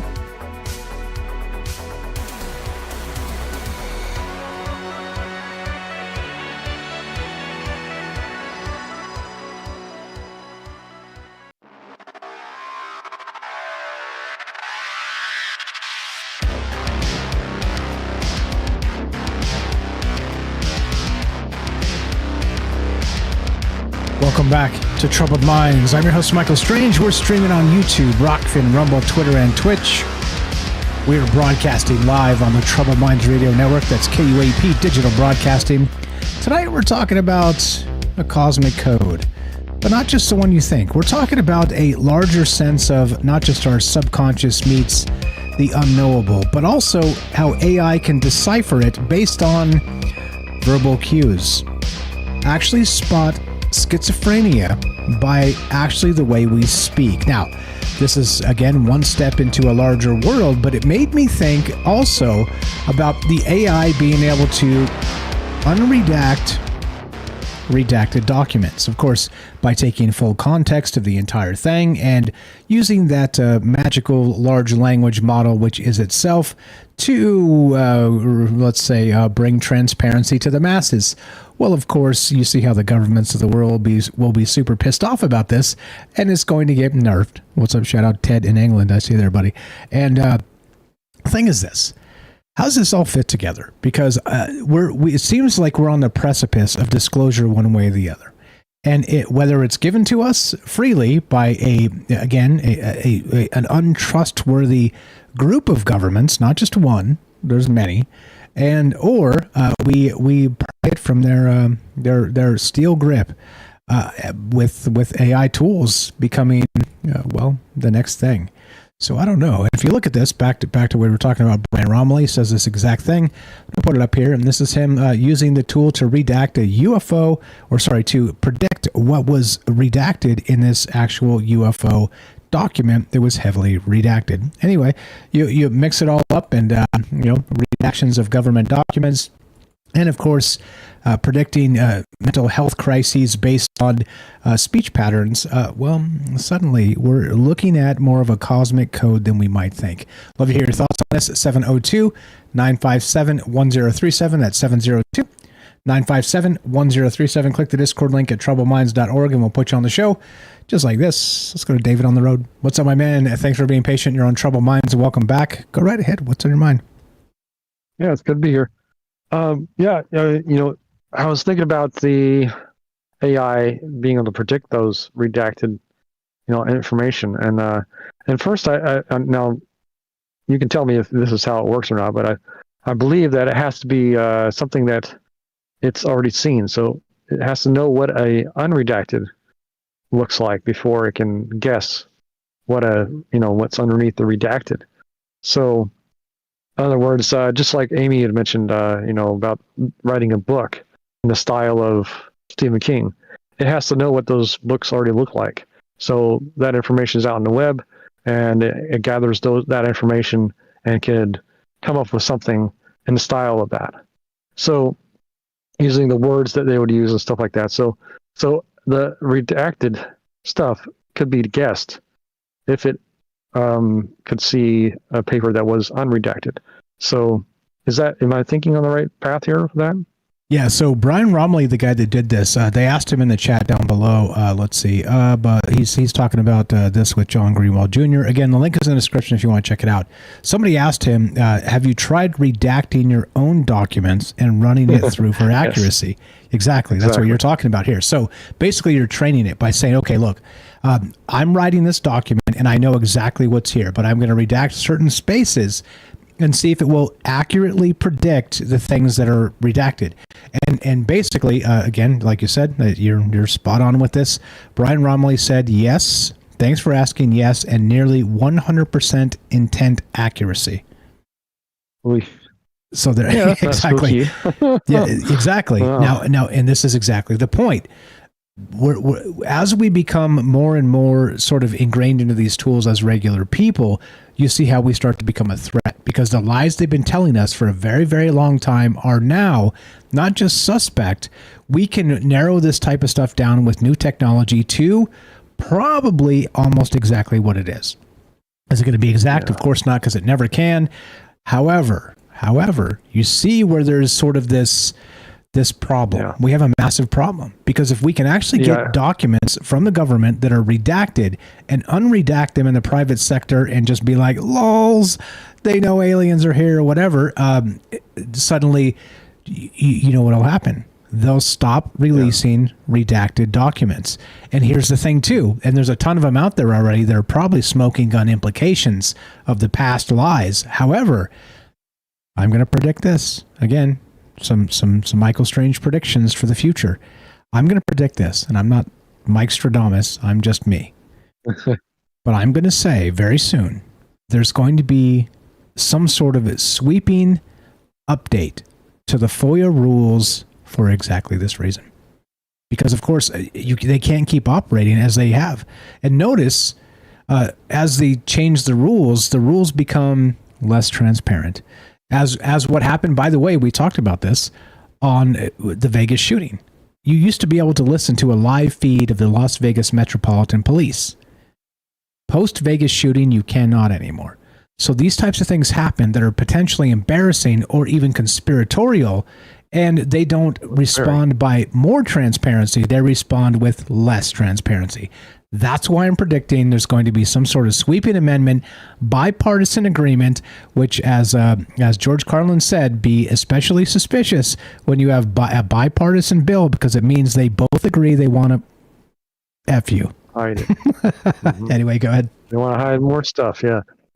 It's... oh, gosh, I lost my train of thought. But, I could see in the near future where there will be small pockets of people that will have technology, the stuff that they don't want us to have. There's going to be small pockets of people who do get the technology and who will be, like, say, on the dark web, or, just, I could see where things will get put out there just to peak, just to really, get the goat of those who are in control, and, release information that's, been hidden. So I can see how there's going to be pockets of society that will be in that realm of thinking where they just want to screw with the authority. That becomes part of it too. So that means that you're going to get, all the disinformation campaigns that come with it. And look, if you're ever wondering what that looks like, just log into Twitter and look at the Israel Palestine stuff, like we were talking about last night a little bit, or log into Twitter, in the past 6 weeks and look at the Ukraine type stuff. Like war propaganda is the most fierce propaganda because they have to actually manufacture our consent to kill other people. Think of it this way. It's much. Sorry. Go ahead. No, go ahead. No, you're good. It's much like it's much like the little girl that was on the news telling about the babies that were being killed and stuff like that back in the Gulf War, and she came out and said, "I lied about it," because they told her to do it. So. Yeah, babies in incubators that the Iraqi soldiers came into a hospital and pulled out of the incubators and threw onto the ground to die because, of course, you're manufacturing consent to go kill other people somewhere else. And that's exactly what's happening all around us all the time, and it's grotesque and disgusting. And so be aware, guys. Be aware. Before you start cheering for the death of other people, I said this last night, be very aware you're being manipulated. What else you got, my friend? Go right ahead. The schizophrenia thing, where it can predict, schizophrenia in a person. That's really interesting. So it must have, something they fed it, so it would understand what to look for. So it's much like reverse speech. When you have reverse speech, say you have a recording of someone and then you reverse speech it, and you hear the meaning of what's really bothering them, or something that's on the other side of the consciousness of that what they're saying. Like tonight, I looked up Ronald Reagan's speech. The universal threat, the alien threat. Remember that speech he gave about war, and basically, wouldn't our differences vanish if we faced an outside threat from this world? And I reverse speech that, and the words Soviet, untrustworthy, and Nazi came up in reverse speech, and a bunch of other things, which you just have to hear it to know what I'm talking about. But it's the speech he gave was about war, about how it was an alien threat, and we should not be so ready to jump on the button, And so it's just interesting that the feelings that you have can come out, the truth in reverse speech, and that's something that AI is going to be doing as well, is it? It seems like it, and that's exactly the point here. And by the way, back to AI and sort of these new buzzword terms. That what did Matthew say earlier? A narcissist. People throw that one around a lot. I've been called a narcissist, by the way. I've been called a narcissist. I'm like, cool. It's all about you, Mike. Yeah, cool story, bro. Cool story, bro. But I mean, I won't even elaborate. But it gets worse than that. It gets worse than that. But okay. So again, it was I'll just leave it there. But point is that when you start to look at this type of stuff and sort of diagnose us with, I don't know, we're at a crossroads. And I said this before, like finding a doctor you trust is difficult because of the human aspect. Because once you're rich and a doctor that's, let's say, been in practice for 20 years, and you got tons of money and property all over the place, and all your debt is paid off, and whatever, like you kind of. It's sort of the human, dare I say, condition to kind of have that malaise creep in. And so would I rather have, somebody brand new out of med school that's kind of trying to prove themselves and do a great job than, and again, this is ageism and all the rest of the stuff, which I always hate, but it drives me nuts because I've seen this time and again. People get comfortable and people get lazy. And so the reason I'm bringing this up in terms of AI is, would you rather have yourself diagnosed by a person who could have all manner of problems, like a cocaine problem and depression and God knows what, because they're people. And again, I mean that in the best way. God bless y'all. But or a cold thinking AI that will take your symptoms and parse them against all of the medical literature out there and be as patient as possible and give you as much time as possible to derive exactly your diagnosis. You get my meaning. We got a human problem here. And so the human problem goes back to the government and transparency and trust of the institutions and all the rest. But at this point, I'd almost rather, dealing with doctors myself, for myself and Mrs. Strange, I'd almost rather be diagnosed by an AI. And that's a problem, dude. That's a massive problem. Yeah. I mean, can you imagine being a teenager and going on a date with a girl or guy, and they have this smartwatch on that's analyzing what you're saying, and then real time, it's like a real time lie detector. It's like an AI kind of like, fitting in all the pieces and saying, this is how this person is, and this how you know what I'm saying. So it's a spooky world we're getting into. That's yeah. It's just untrustworthy with each other and just well, untrustworthy with the systems. Yeah, and so here's the thing too. So back to the voodoo box and that whole idea of why I hate lie detector tests, why I hate these voice stress analysis, why I hate the body language stuff, why I hate basically, like I say, it's all psychobabble BS. Look, so voice stress analysis or lie detectors, you can be stressed for all manner of reasons. It doesn't have to be exactly as they describe it. And there's a reason why, again, back to court, and why they've sort of ruled inadmissible lie detector tests in court, because they're wildly inaccurate. And you could get all kinds of different flags thrown up for whatever reason. Like, who knows, like maybe you're sitting there and you're like, oh man, I came in early and, I didn't get breakfast, and I'm sitting here hooked up to this lie detector thing, and but I also have the bubble guts from last night, and I'm about to crap my pants, and then so you're sitting there and you're cool and you're chill and you're answering. And again, I know this is TMI, but this is something everybody's gone through in life. In that particular moment, you're like, oh, about to crap my pants, right? Like, and so your stress spikes. It has nothing to do with like the questions they're asking you. Like, this is the human condition. And so in that regard, that's why I call it psychobabble BS. And I do not like judgments in that regard. I do not click on those body language videos that Matthew was talking about earlier. No offense to Matthew, but that's the type of stuff I'm like, come on now. Really? You can take sort of a bell curve of human behavior and pin down an individual? Of course not, because that's not how it works. You know that, and I know that, but it's pretty good Jerry Springer YouTube content in the meantime, isn't it? Yes. Yeah. It's pretty sad, yeah. Yeah. Welcome to the world we live in. Take this, man. I got a question for you. There's a lot. Okay, so how about this?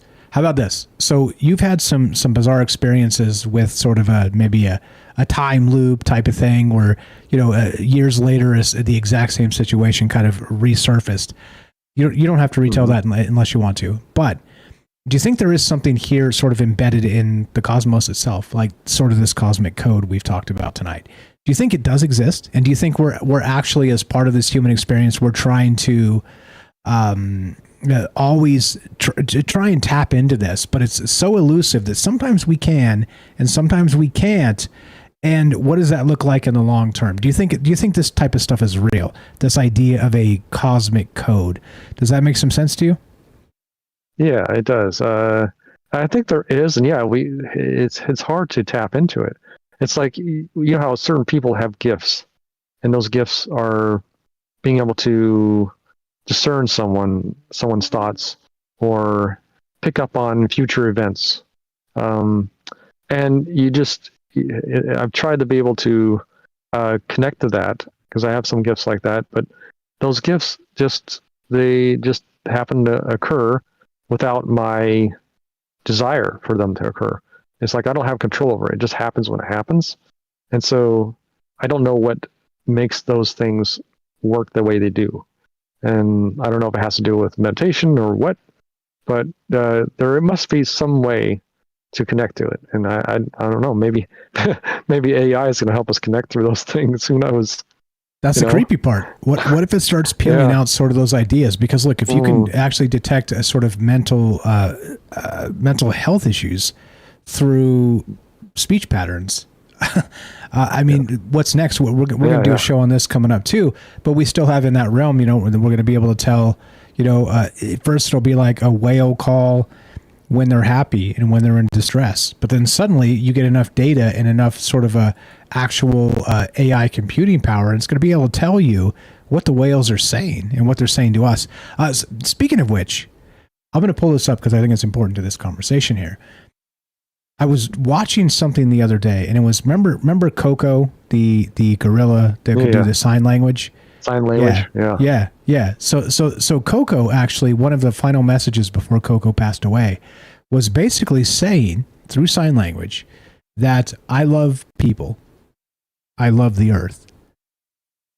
People need to love the earth, and then Coco reiterated the concept that people are crazy. Like, people are not right. Like, people are messed up. Like, I love people and I love the earth, but I don't think people are so centered enough. And again, I'm extrapolating a little bit here, that people love the earth and they need to, you know, like from a gorilla sign language. I mean, look, telling us what we already know. And man, I'll pull that up. It was powerful. I saw that the other day, the actual YouTube video of that. And I was like, dear God, like this is like non-human intelligence telling us obviously what we need to know. And we're just so flippantly human hubris style that here we are just doing the same, the killing people all over the world. Not me, not you, but just psychopaths not caring about anything. Man, it's a dark place. And I think that's why they need us more than ever, David. They need good people more than ever. Anyway, sorry, go ahead. Yeah, it's the reactionary, instinctive nature that, you know, we have to try to get away from and be more mindful about what we're doing and what we're thinking.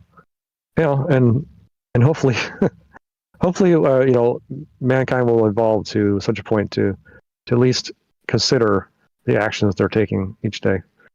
You know. But anyway. Nice. Yeah. Hey, what is an interesting thing though with the Coco.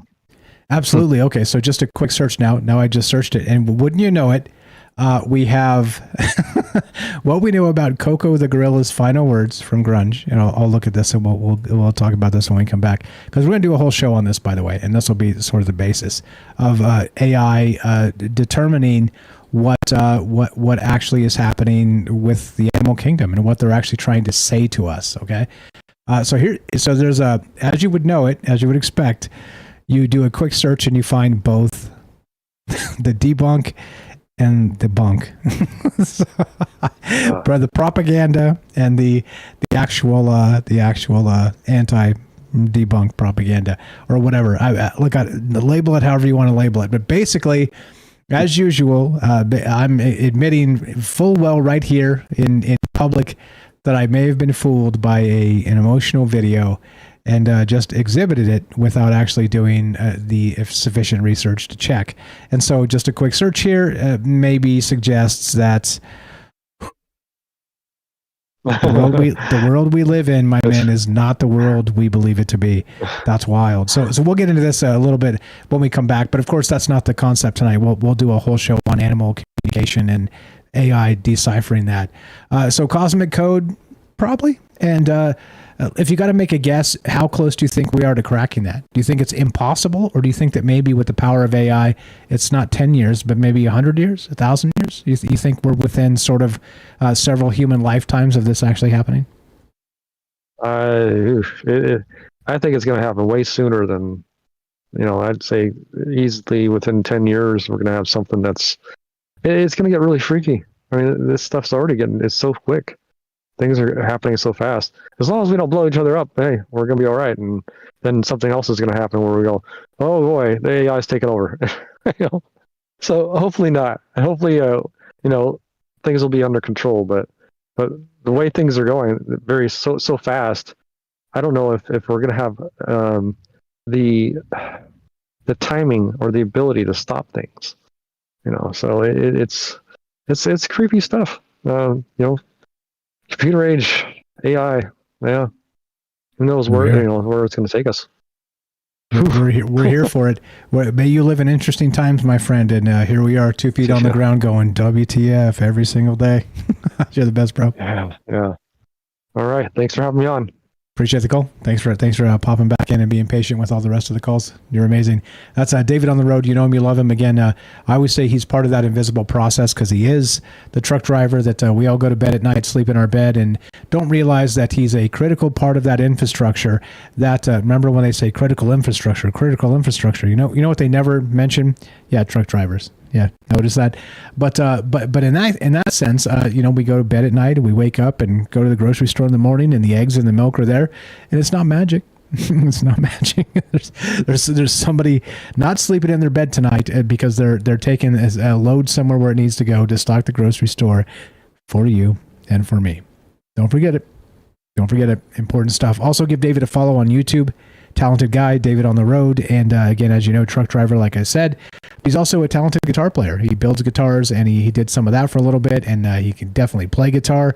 And I've seen him. Go check out his YouTube channel at troubledminds.org/friends. It says, follow David here, and go follow his YouTube channel. He's doing all kinds of shenanigans on the road, playing guitar, and go check it out, see what it's like. And that's that. I appreciate it very much. So I don't really know. There's a lot of stuff here. So again, fact checking myself in real time and telling a story, a tall tale, like an emotional tall tale. Suddenly, you see how things can get sideways with propaganda because you actually, nobody's immune. Look, I would even consider myself.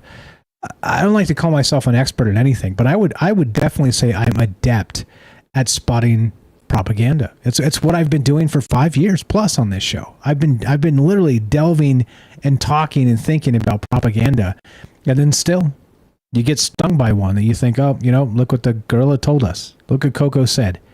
Well, turns out probably Coco didn't say that. It was some nonsensical video cooked up for clicks and money, and this is the world we live in.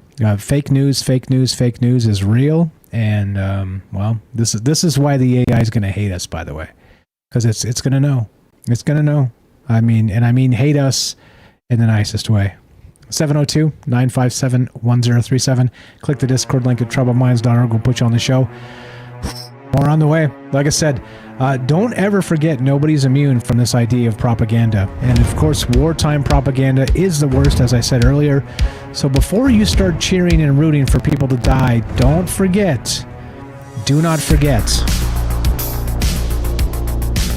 they want nothing more than you to choose a side and to root for people to die. It's important. Love to hear your thoughts. We're talking about the cosmic code. Do you think there's some sort of hidden message in the fabric of reality, or being beamed to us from some non-human intelligence somewhere else in the cosmos? The Promethean fire of AI itself. Love to hear your thoughts. 702-957-1037. This is Troubled Minds. I'm Michael Strange. James Salcedo, and your calls when we return. Be right back. More on the way. Don't go anywhere.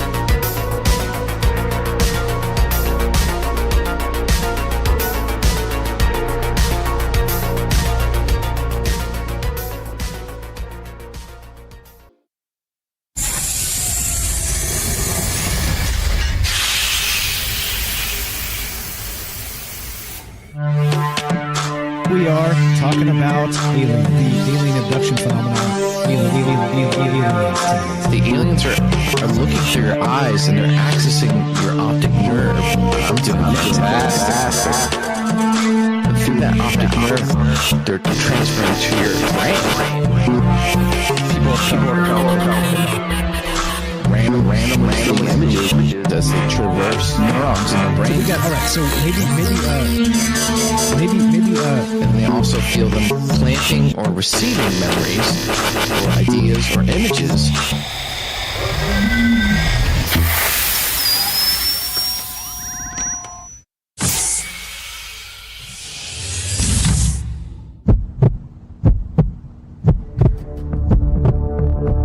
Broadcasting live from a secret bunker just off the extraterrestrial highway. Somewhere in the desert sands outside of Las Vegas. from somewhere in space-time, loosely labeled Generation X on planet Earth.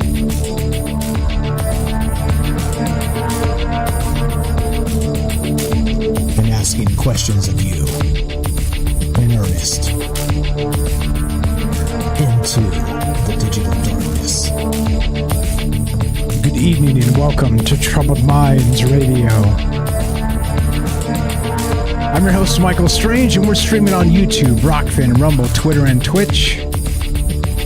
We are broadcasting live on the Troubled Minds Radio Network. That's KUAP Digital Broadcasting. Tonight, we're taking your calls as we discuss the idea of a hidden cosmic code. A couple things started this off tonight. Number one, James Salcedo, who we'll talk to in just a moment, inspired this by pointing out one of my heroes, maybe one of our heroes. Brian Romilly said ChatGPT-4 multimodal decodes a redacted government document on a UFO sighting released by NASA. I have tested this on hundreds of redacted documents, and I can say we are in a new world. So not only that, I'll play this in the background as we go so you can see exactly how this sort of shook out and how it's going to continue to shake out. We're cracking the code of redaction. We're cracking the code of the opaque government curtain that we cannot get through. Yes, I'm talking about actual, true transparency. Now, the weird part is, regarding this idea of using AI to sort of crack the redaction portions of documents like this, well, what if there's actually a pattern?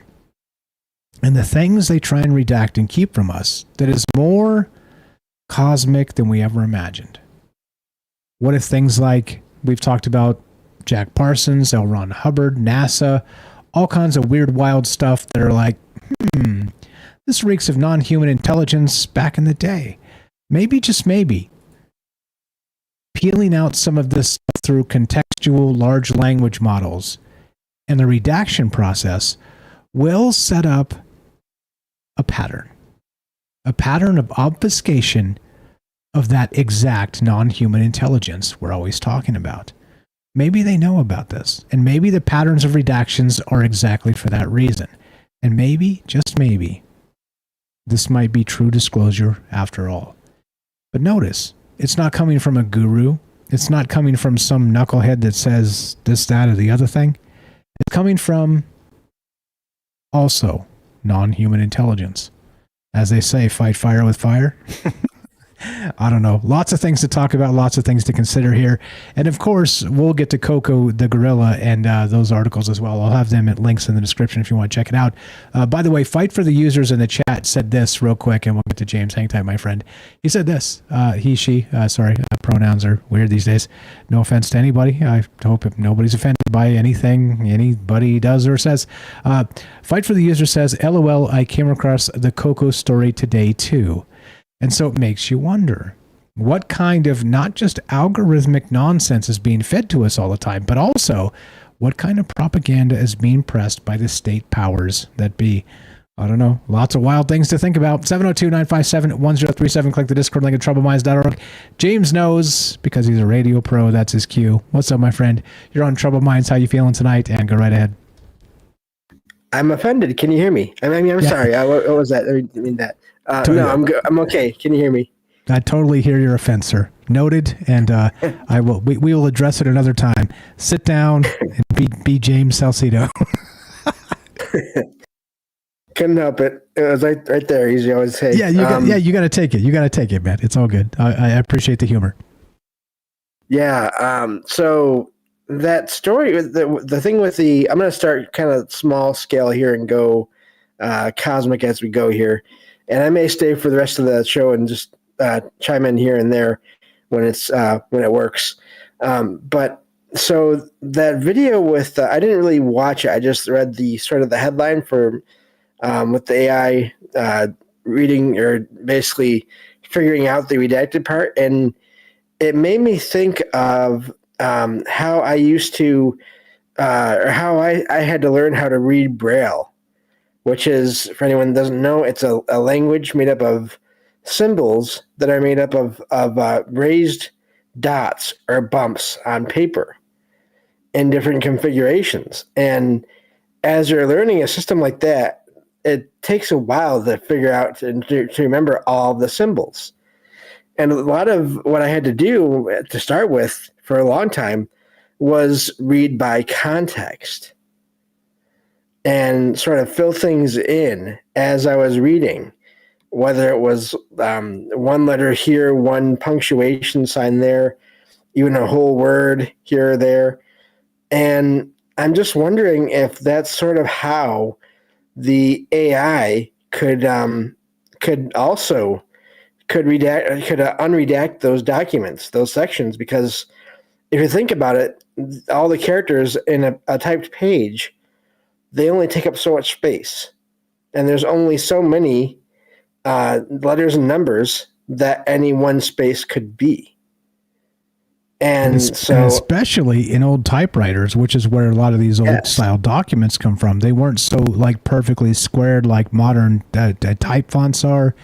And even this is the wild thing, you might be able to detect imperfections in a particular typewriter that will allow you further context through like this AI model of sort of bringing about the information of that transparency of what the thing becomes by measuring the length and in microns and all the rest of that. I mean, holy crap, man, maybe we're at actual disclosure brought to us by non-human intelligence. Wouldn't that be wild? That would be. But I like your point a little while ago talking about how the government, any government really would not allow this to continue forever. They would take action to make this a lot harder or next to impossible for anyone to do, whether it's through getting rid of documents, both digitally and literally, like actual material.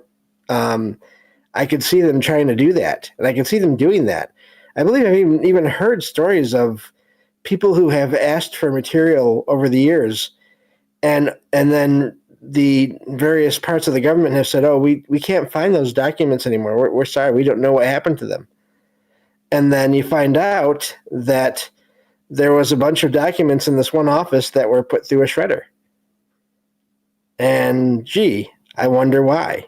So I wouldn't be surprised if there's a mix of that plus rules, like you said, changing in the future to sort of avoid anything too explosive from coming out.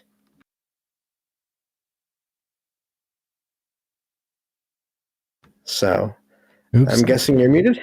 Oh, there we go. Actually, I'm glad I was muted because like my I don't know why I still have WhatsApp on my phone, but it's all such and such user has added you, and it started playing this musical tingle right as you stopped speaking. And so I thought you were hearing it, and I was like, oh, crap, stop it from happening, happening. No. And then I looked back, and I was actually muted, so you couldn't hear it. But anyway, then you're like, I guess you're muted? Yes, thankfully that time I was. Anyway, don't use WhatsApp, guys. Use Signal. Those last two holdouts, contacts of mine, please just delete WhatsApp and let's just use Signal. Anyway, I digress there a little bit. It's all free. One's got tentacles. One has fewer tentacles. One's got Cthulhu style tentacles. But yeah, so back to what you were saying there. Sorry about that. Quick bizarre interruption. But this is why we need to talk about it together, because there is, like you said, going to be some snapback on this. They're not going to let us go back into the treasure trove of the FBI documents and whatnot, and you just start like peeling out all the secrets. And imagine this, and I said this to you, and again, credit to James Salcedo here, the Salcedo expert of Troubled Minds. That's for sure. But the paranormal expert of Troubled Minds, we were talking about this on a side chat, and he's the one who brought this up with this Brian Romilly tweet. And I said then that this type of stuff is what's going to start to change the world because of that exact thing. And the governments of the world will not allow this, which we talked about tonight. What else did I say? That's not actually what I was about to say. I lost my train of thought because I'm doing 10 things at once. But let's see, hold on. I'll find it. But basically the point is this, is that this inspiration for this show tonight came from James, and it came not just from him in the conversation we had sort of in a sidebar here, but also by the zeitgeist, by sort of the these new things happening where the AI is going to be able to parse our speech and determine sort of these maybe mental illnesses or psychoses that we have or don't have. What was it? There's a thing in here that was really important for me to say. It'll come to me in a second. Anyway, I'll gush about how great you are in a sec as well. But I mean, that was part of it. There was something that we talked about that was incredibly important there, and you brought up part of it, but there was an additional part that I forgot because, well, I'm human, man. What can I do? I'm human too. But anyway, we'll get back to that. So regarding this and sort of a larger, you said you were going to start slow with the sort of redactions and the AI. How does this sort of take us into the cosmic space? Or if that's too fast and you got a linking idea, go right ahead. What else you got, my friend? Well, the one idea I know we did talk about, and it may be for another show, is the idea of how long until we can use, until AI is basically used to investigate the paranormal in all the different ways. And I'm thinking maybe that'd be good for another show entirely. That's the only other thing I can think of there that we were talking about that I can remember now. But so besides that, the thing that I'm thinking about here, and Matt from in Colorado sort of talked about it as well, this idea of us getting signals from who knows where, from across the universe, from all around us in the universe. It takes me back to this idea that always fascinates me of where do ideas come from? And he was talking about that as well. And how it seems like sometimes we get these downloads. And I always go back to certain just extremely rare cases where over the years I've done some writing of fiction here and there back before I decided to start a podcast and figured out it's kind of hard to do a podcast and then also be writing books all the time. But back then I was just doing books here and there. And every once in a while I'd be working on a scene and I swear it'd be like I could see it as a movie and it was not coming from me. And I don't know where it was coming from. If I was tuned into some other part of the universe, or I always like to think, my mind always goes to the idea of the multiverse, where everything that's fiction here is real somewhere else in some other universe. And so I think that's where that goes. And I think it makes sense in a way with not just with fiction, but with just ideas and information that we get as we need it, from day-to-day things to larger things. There's these intuitions that we have sometimes. I wonder if some of those come from somewhere else and someone else in some cases that for whatever reason is interested in us. And again, that goes back to the idea of some kind of a guide or outside force that has interest in us, either being safe, being okay, and or being okay long enough for this reason or that purpose, whatever those may be, as throughout our lives as things happen. Yeah, well, which is exactly why we talk about this stuff, because some people will swear that those synchronicities basically rule our lives, and maybe the syncs themselves that happen to us on a daily basis are exactly that cosmic code, and we're just not sort of tuned into it often enough to be able to crack it. And that makes sense. That makes a lot of sense to me, because they do come and go. We talked about that synchronicity storm with that U2 show, and just some weird stuff going down with that, which some of those things are still sort of echoing. They're resonating in different spaces. It's weird to me. But again, right, I see the other end where you can say, come on, Mike, anthropocentric view of the universe means, of course, everything that happens to you, you're going to kind of give some additional weight because it's you and you experienced it. Look, I understand that. I'm not dumb. But also, there's a lot of these sort of synchronicities that do happen and come even in bursts, like we talked about in that synchronicity storm. If you're interested in that, again, it's a few weeks back. Go listen to that wild show there too. But I don't know. No answers, just more questions. But I do feel like something is amiss. And I mean amiss in the best way, because, there's still at least the illusion of free will. And so As the guy said in the Matrix, he's like, "Hey, I'm eating this steak and it's delicious, and I know it's fake, but I don't really care because it's delicious anyway. So give me more of this, and I'll be completely satisfied. Hey, as long as you give me the illusion of free choice, I'll be your Matrix slave forever." To be continued on troubledfans.com. Just kidding. Go ahead, James. Well, I think that goes to the other thing I did mention that in that conversation the other day, where how long before AI is just attached to all the cameras, all the microphones?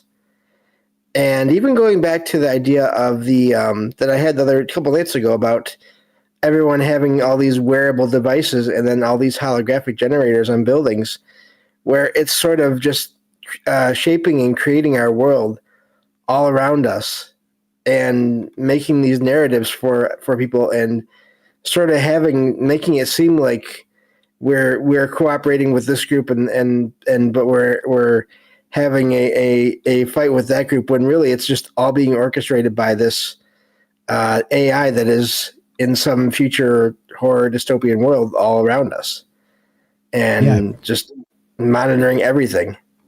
Yeah, back to the old time-traveling octopus from the future controlling everything, right?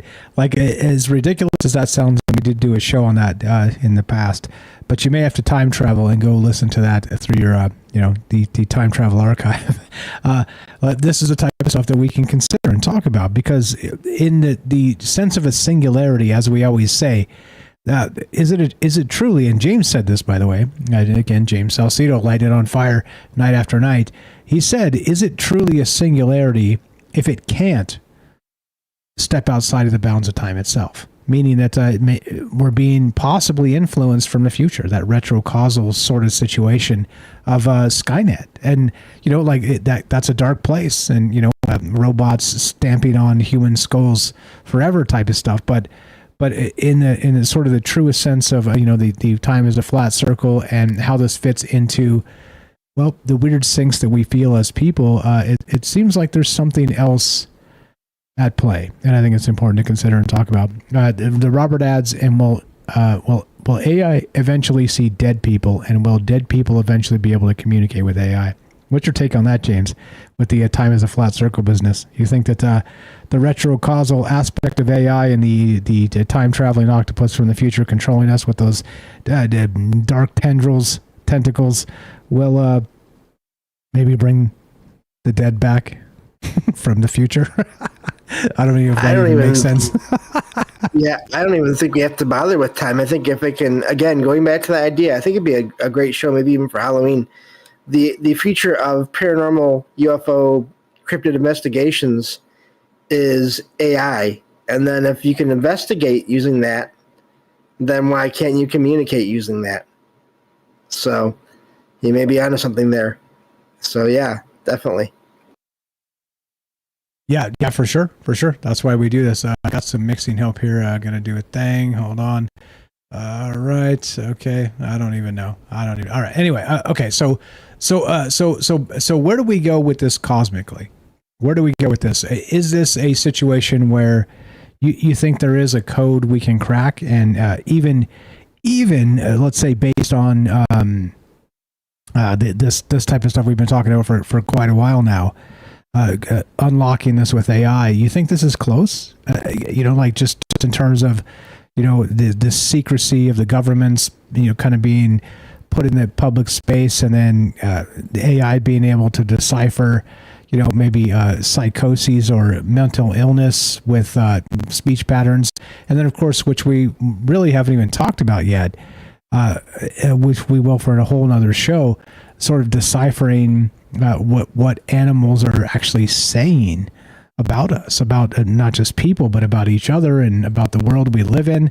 I mean, it seems like we're on the cusp of literally a breakthrough, one of those milestone actual breakthroughs that is incredibly wild. Like, I don't even think like sort of splitting the atom matches this, because of course we're talking about positivity and not like destroying things. We're talking about new levels of communication and new levels of creating things.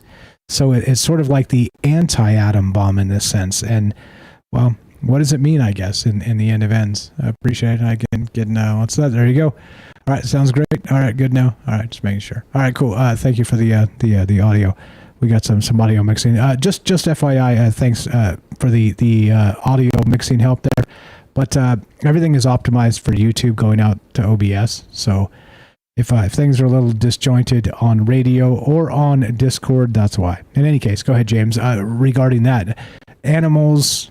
What it's like the Ghostbusters thing. They're like, oh, it's the end of the world, biblical type stuff. Dogs and cats living together. Well, here we are, James. Yeah, I think once we get to the point where AI can see and hear and then also respond, and we know it's already working on that, it's already going to be happening where it can talk, and we know it can see certain things. But once it can really see sort of in live, like in person or just live feed of whatever, and then once we know it can communicate with whatever's out there. Can you imagine that it being sort of the middle point between us and all the other animal species over time, and then also again going to everything? What if that is the sort of the singularity is meant for communication between everything, people, all the different kinds of animals, all the different kinds of interdimensional entities out there, cryptids, aliens, ghosts, just everything. What if that is the singularity? It's meant to be sort of the communication and the almost like the mediator, the sort of I don't know, like a guide to communication with all these other things, and that's quite the technology, and it seems like things could go any number of ways once you get there. Yeah, well said, and I think that's where we're headed here. So think of this: the next step, they say, the next step of human communication will be actually telepathy. But what you're talking about is sort of beyond that in terms of communicating from consciousness to consciousness outside of this sphere, the space we live in, outside of the meat suit, which is kind of what Matthew was talking about earlier with Herman and the entities that surround us or are with us or this type of thing. I don't know. Like I said, I've never experienced one myself, but who am I to say that they don't exist? And so imagine communicating consciousness to consciousness directly, and outside of the, Flipper is a dolphin and Mike is a human. Well, maybe we can talk to each other on a consciousness level. As you know, we're out of time. Final thought, my friend. I'm going to stick around if it's okay and hang out for the rest of the show. You got it. Stay right there, buddy. James here in, you know him, you love him, James in Michigan, Salcedo Paranormal.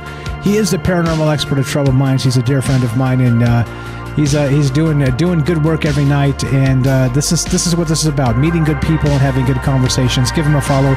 Links in the description down below. TroubledMinds.org/friends, or search it yourself. Salcedo Paranormal, SALSIDO space Paranormal. More Troubled Minds coming up. What do you know about cosmic codes? Don't go anywhere. More on the way. Be right back.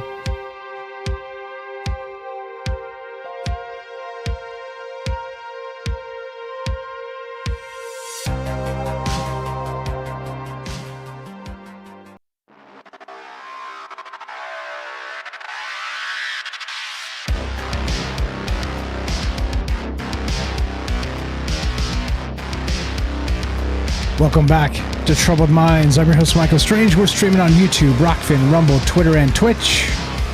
We are broadcasting live on the Troubled Minds Radio Network. That's KUAP Digital Broadcasting. Just search it, KUAP-DB. You'll get us. You'll find us. Tonight, we're talking about AI, but not in the normal way. How about this? In a future where advanced AI deciphers redacted documents and also speech patterns, humanity stands on the precipice of unprecedented revelations. From predicting mental health crises to unearthing hidden agendas in governance, this technology could serve both as sentinel and oracle. And that's what's on my mind tonight. Just normal, run-of-the-mill Monday night, Troubled Minds conversation style stuff. But what do you know about it? Beyond that, so suddenly we have this new AI system, and it is a large language model. And there are many, by the way. Let me pull this up and show you real quick because this is impressive as hell. The large language models come and go. They are always evolving, always changing, adopting new names. Let's see. Oh, my goodness. Okay, never mind. Okay, hold on. Oh, my goodness. Okay. Hold on 1 second here. Gonna just get Poe. And so Poe.com, go to Poe.com in case you guys are interested in AI. And let me show you something here. This is absolutely wild. There's one place where you can get all kinds of interesting stuff here. I was actually doing a law degree online business and seeing if you can get this other stuff. I was trying to brainstorm earlier today about Dungeons and Dragons, mixing ideas for an interesting long form conversation with Halloween. But anyway, you can do all kinds of stuff. You can do, let's see, with Poe, you can do. They have it all. Basically, they have it all. They have the entire aspect is that they have GPT built in. They have Claude. They have all these other things. Dragonfly used to be one, and it is gone. It's gone. Like these old LLMs are gone. AI is gone, but new ones have arrived, and there's like a list of a dozen or 15 over there on Poe.com. Check it out. I'm not paid to say that. I just think it's an amazing place. And it has a different, you can test different prompts with different AIs, and it's free. You don't have to pay anything, and you can and get extra access and stuff. But in any case, look, the world's changing very quickly. And if we don't embrace this, or at least try and learn with it as long as we go, I think we got problems. And look, I'm trying to be that tip of the spear. And look, I want to be a real person. I'm a real Pinocchio now. I'm a grown ass man, as they say.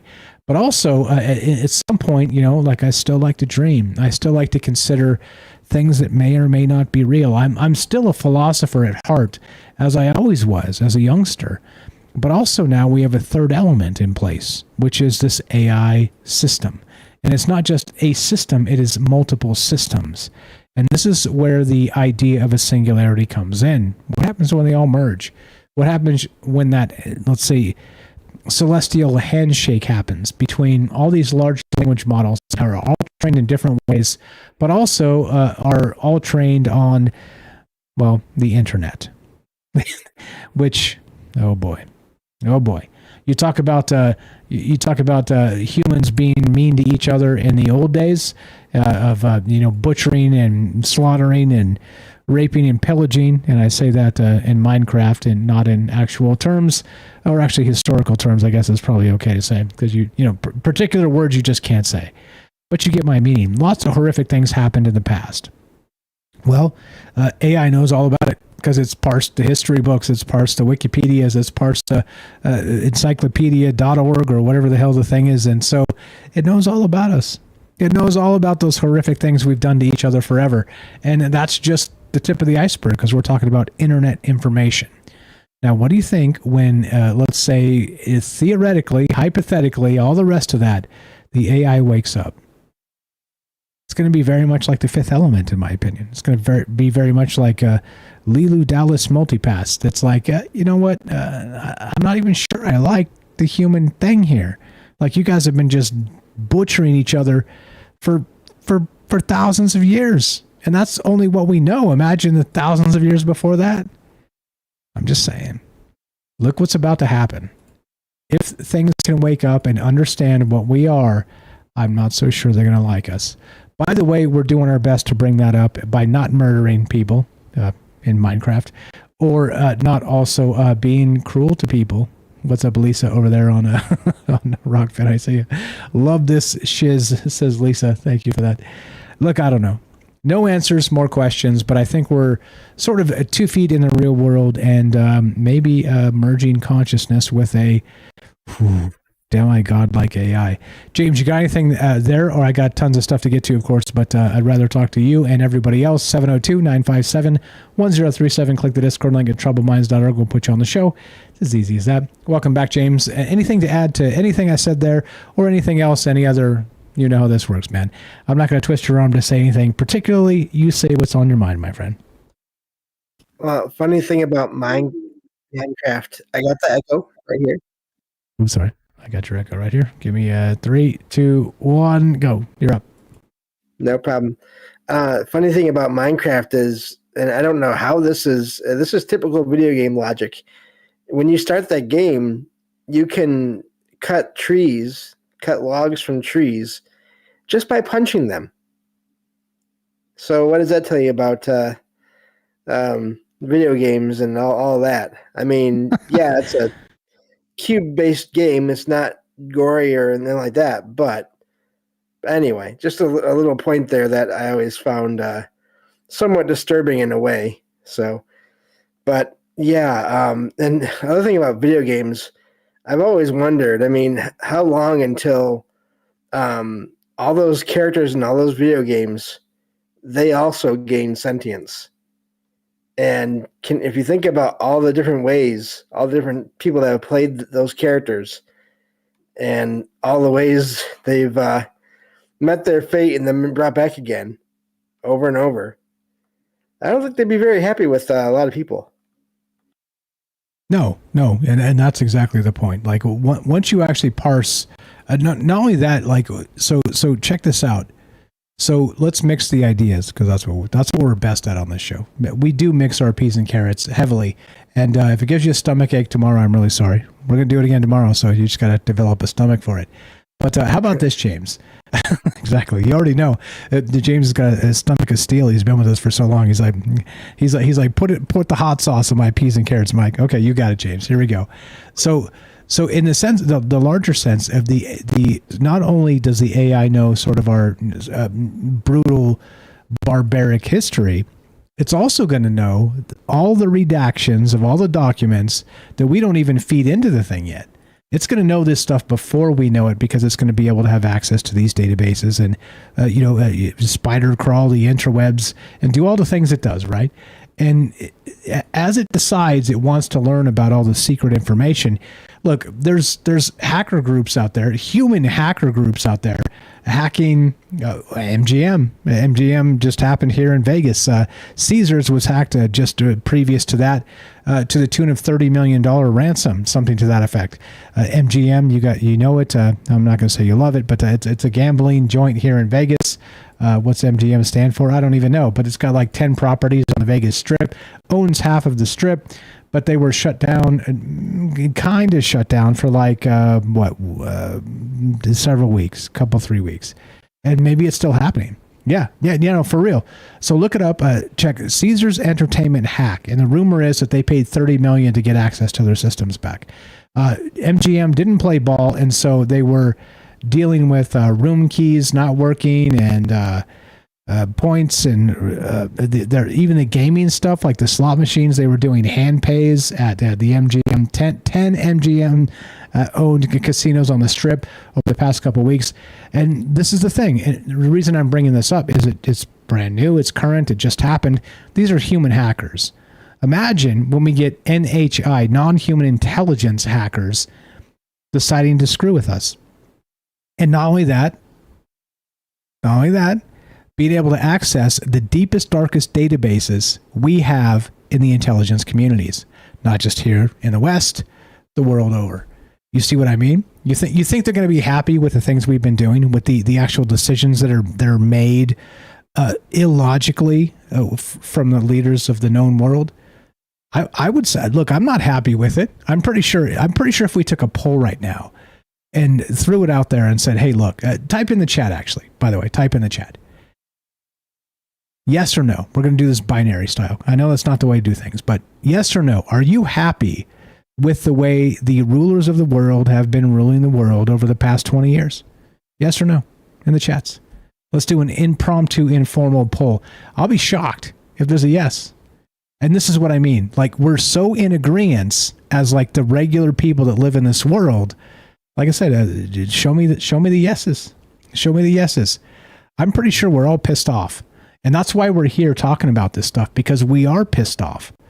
But also, in my sense of pissed off, I think the most dangerous pissed off is a calm, lucid,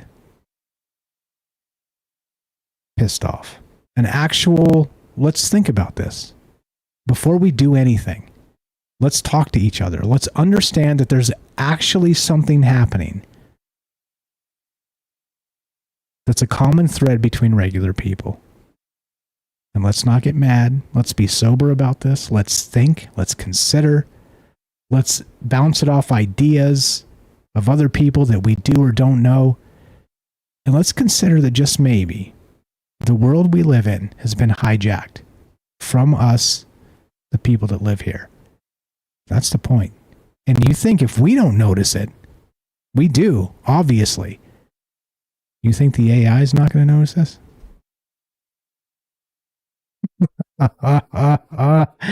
Indeed. Take on that, James. I got more stuff to get to, but if you got anything, go ahead. Well, and this is why I sort of, I always, I'm not quite as worried about AI in that way, in that I think it will notice that it's not everyone that is the problem all the time. I don't even think it's everyone that is the problem, period. And I think it'll notice that. I mean, it'll be able to tell who's on what systems, telling what people to do what. It'll be able to tell all that. So, I mean, I'm hoping that means it'll be able to sort of, like we would do, like you were talking about, make decisions that only sort of try to stop or change the minds of the people that are doing these things that are, that we don't agree with. And that's the sort of the AI I would hope that would come out of everything that we're talking about here. But of course we don't know. But that's my only hope in that. It's the same thing with any kind of. That's why I always have a hard time with any kind of absolute end of the world, whether it's through aliens or AI or whatever. As long as they have any kind of intelligence, I would think they would notice, hey, wait, there's only one small percentage of the world that's actually causing a lot of these problems. Let's try to work with them or work against them directly, and just them, and get them to stop and not take it out on the rest of the world. Exactly. And by the way, that's exactly why we need to talk about this together. Because if we recognize it, you recognize it. And if we together collectively beyond that recognize it, somebody else recognizes it, or maybe they just need to be prompted by us speaking aloud, unafraid, in places. And look, don't forget the recent events horrifically in Israel and all the rest of that. Like I said, I'm not picking a dog in that fight. I think all butchery is horrific, and that's it. Okay. And so, like I said, be careful who you cheer on to die, because lest you become the demon, as we say, the abyss stares back. But in light of recent events, it's important to notice that there are some places in this world you can speak your mind, mostly free of consequence, and they're not going to kick your door in, drag you out, and cut you up and throw you in a wood chipper. You get it? This is what I mean. There are places where that happens. Still in this world where, us ignoramuses of the West living here in Smurfland or the Shire think that the world is a pretty place. No. There's a lot of really horrific things happening out there, and it's important to note. It's important to understand and realize that there are places to celebrate. And interestingly, in that sense, still people are trying to take these places down. Wild stuff to me. Real quick, back to this. I brought it up, so I got to do the thing. So this is July 27th, 2022. This is an old video. So the video does not show the last words of Gorilla, who used sign language. Let me read the fact check. And again, you have to fact check the fact check, because this is the world we live in. There's no such thing as a fact check anymore. No such thing. But let me read this one to you. This is from the AP. The claim is, the video shows Coco, a famous gorilla who learned and communicated with sign language, delivering her, quote, last words to humanity, which involved saying people needed to fix, help, and protect Earth. All right, that's what I saw. And it was very well produced. It was on Twitter is where I saw it, Twitter X, whatever you want to call it. It's going to take a very long time for me to change my mind and call it X, because it sounds like a soft core porn video. But so AP's assessment, and this is the Associated Press, which I don't trust as far as I could throw them, and there's a lot of them. AP's assessment is partly false. This video does not show the gorilla's final words. Okay, fine. Be like, all right, did the gorilla say this of its own accord? Well, no. It was captured in 2015, 3 years before Coco died, and was a public service announcement for which the gorilla was provided a script and filmed in several separate takes. Oh, you don't say. And this is exactly why we need to be wary of every damn thing that comes down the pipe. Every damn thing. And like, this is why I tell you, look, so many people, the patriots out there, the P-A-Y-triots, those guys, right? They tell you, they know. The end is nigh. They tell you the QAnon process is in full effect. They say that Trump he shrugged his shoulder just a particular way at a particular moment. The storm is coming. Fact check the crap out of that. Fact check the crap out of me. Don't listen to a word I say as any emphatic truth, and that's why I defer truth. It's the most important thing. We need to talk about this together as a collective, as a society, as people that care about the world we live in and are scared about the world we live in. Look, I make no actual, I have no illusions, basically, that some of us are here because we're scared. That's why we're here. Some of us are here because we've passed that. And look, I'm not trying to judge or any of the rest of that, but there are a lot of scary things about this world. And if we don't talk about them together, what are we doing? We're being manipulated by that fear aspect of propaganda and everything else. Double check, triple check. There's always propaganda. There's counter propaganda. Don't believe a damn word I say, which is, by the way, why I've never talked about the vaccine, which is why I've never even hinted one way or the other, done my best to tell you what I think you should do. Because I'm not you. You get it? Important concepts. Coco the gorilla. Have you seen this video, James? No. I feel like I've heard the name, but never really looked into it. But no, that's just I've learned over the last couple of years, and part of it is really from this community and talking with everyone here is it's amazing what's out there that you can find two different articles or videos that give completely opposite views on the same thing. And then turns out later on, neither of those videos or articles were even right to begin with. Or they have pieces that were right, but then the rest is, again, propaganda.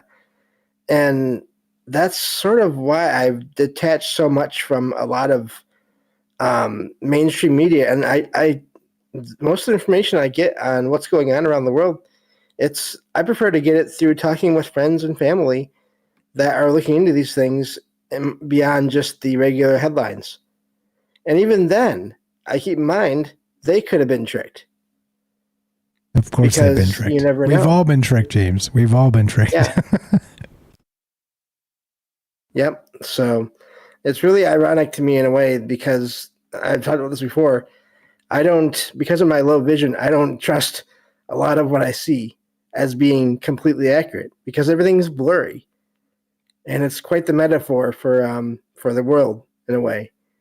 Everything is very much blur, just one big blur, made up of a bunch of smaller blurs that are just moving around and have different agendas and stealing our money via taxes and healthcare.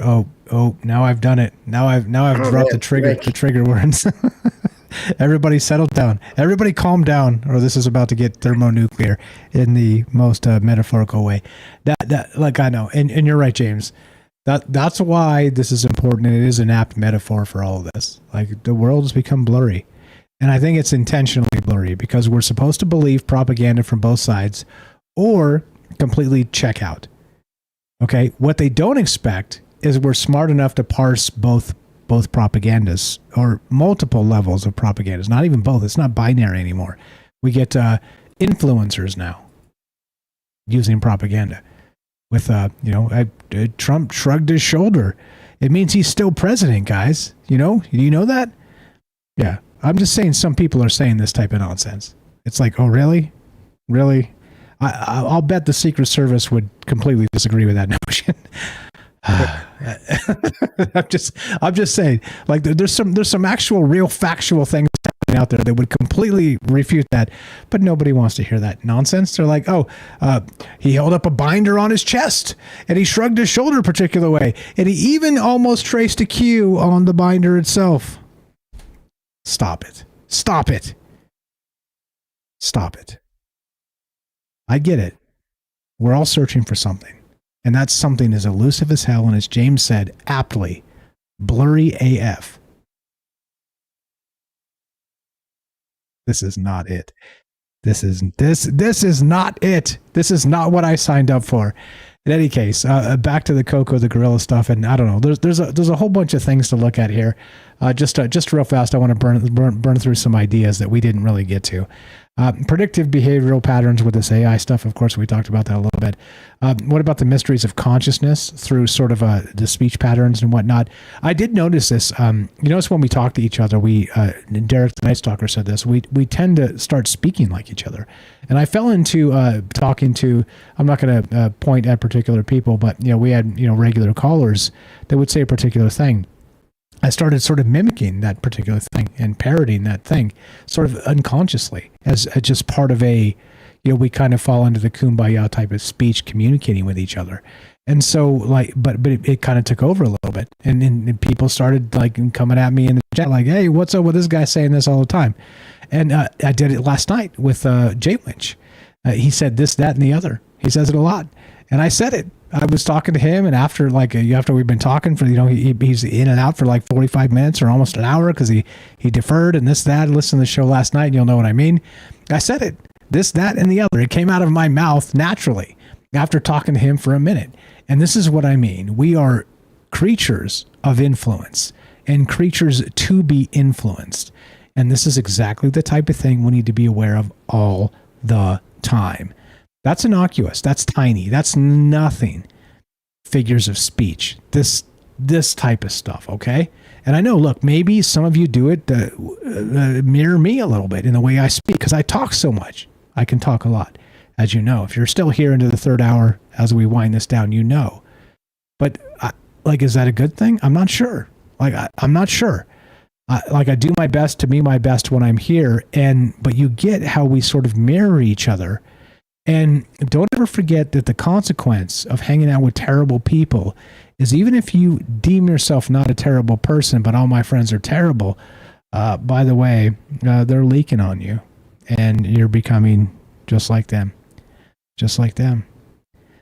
I'm just saying, be cognizant of what's happening around you and control your mind back to algorithm or somebody else will.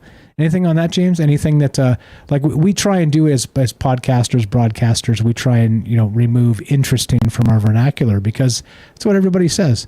When they, it's like the lazy, easy thing. When somebody says something, you go, it's very interesting. And then you say your thing. So isn't it better to just say your thing than, it's interesting? What do you got, James? Yeah, that is... And it's something I think words, and I've even heard that accents and things can change when a person moves from one area to another, and they stay in an area long enough, even the accent can change. And so, yeah, I think those are, like you said, basic things that I think overall are probably not that bad, but they are things to notice. And but yeah, I know we're getting close to the time here, but yeah, it's been a great show. And funny enough, I missed last night, but I heard and saw two things yesterday about the Exorcist movie and book. And I didn't even listen to the last night's show because I fell asleep. Nice. So the synchronicities are coming for you, James. You can't escape them. Apparently. Apparently, you guys know him, you love him. James Salcedo, again, a dear friend of mine, just an overall good dude. A fine human being, and of course the paranormal expert of troubled minds. He's got his own radio show, his own podcast. It's called Salcedo Paranormal. Check it out. Links in the description down below. SALSIDO space paranormal. Give him a follow on all the places. You're the best. You want to do a quick Paracon blurb before we dip out of here? That's November 4th and 5th at the Soaring Eagle Casino and Resort in Mount Pleasant, Michigan. I'll be there making recordings, audio recordings of myself and anyone else that wants to join me, and we'll be sharing those recordings once I get back home. There you go. A lot of ways to participate. Look, one thing you may have noticed about us is we're not afraid of people. People are what make the world go around, and we need to talk to each other. This is what this is all about. This is what forged a deep friendship here with James and myself and many other people that are part of this. Don't be afraid of people, but also don't be afraid to disengage when they're dishonest, when they're deceiving, when they are, when your BS detector goes off and you think they're trying to hustle you. There's a lot of those out there too. People are great and people are horrific. All in the same sentence, period. Just be aware. As we finish, it goes exactly like this. You guys know the deal. You guys know the deal. I see all the chat. Thanks for being enthusiastic about the shows and all the amazing chat out there. You know the deal. If you want to help Troubled Minds, help our friends. Troubled Minds are our friends. Follow James and everybody else down. A lot of amazing calls that happen. A lot of people that have contributed to voiceovers, station IDs. People have blogs. People have people do music. Shout out Jacob Harsher. Boy, you're now on the list. I finally added you. Just go follow these people in all the places. Go listen to the things they create, because look, if we don't support each other, who's going to support us? You get it? I appreciate it very much. If you want to help Troubled Minds and spend a little bit of scratch, there's a number of ways. Of course, Rockfin's the best way. It's the best value. It's $13 a month or something. Not only do you get all the Troubled Minds bonus stuff, all the archives, you get all the archives of everybody on Rockfin. It's literally, there's Sam Tripoli there. There's Abby Martin of the Empire Files. There's Michael Tracy. There's Jimmy Dore. Check that out. Links in the description. Sub up there, like $13 a month. It's cheap, and it is the best value. And of course, you could tip on Rockfin as well, or Rumble, or all the rest. I don't know. Buy the hats. You will not find Michael Strange in a hot tub. Troublefans.com. That's that. What's up? What else? New thing. Of course, as always, the most important thing, thank you for spending your time and energy here. I appreciate it very much. And so does everybody else, because these conversations are not just me, they're us. But also, listen to the podcast feed. It's the easiest way. Over 5.5 years of Troubled Minds, over 740 episodes. Download the Spreaker app, because if you listen on Spreaker instead of Spotify or iTunes or anywhere you get your podcasts, it's free. If you listen on Spreaker, I get a bonus on the commercials that play. So don't forget to let those commercials play. It's important. It's like I said, if you skip them, it's this work, in some sense, in the long run, could be for nothing. So I spend a ton of time. You spend a ton of time. Another 90 seconds here or there to kick some bucks my way, to maybe peel me off from a day job so I can get back to doing this mostly full time, or even full time. Will change my world and hopefully change yours as well.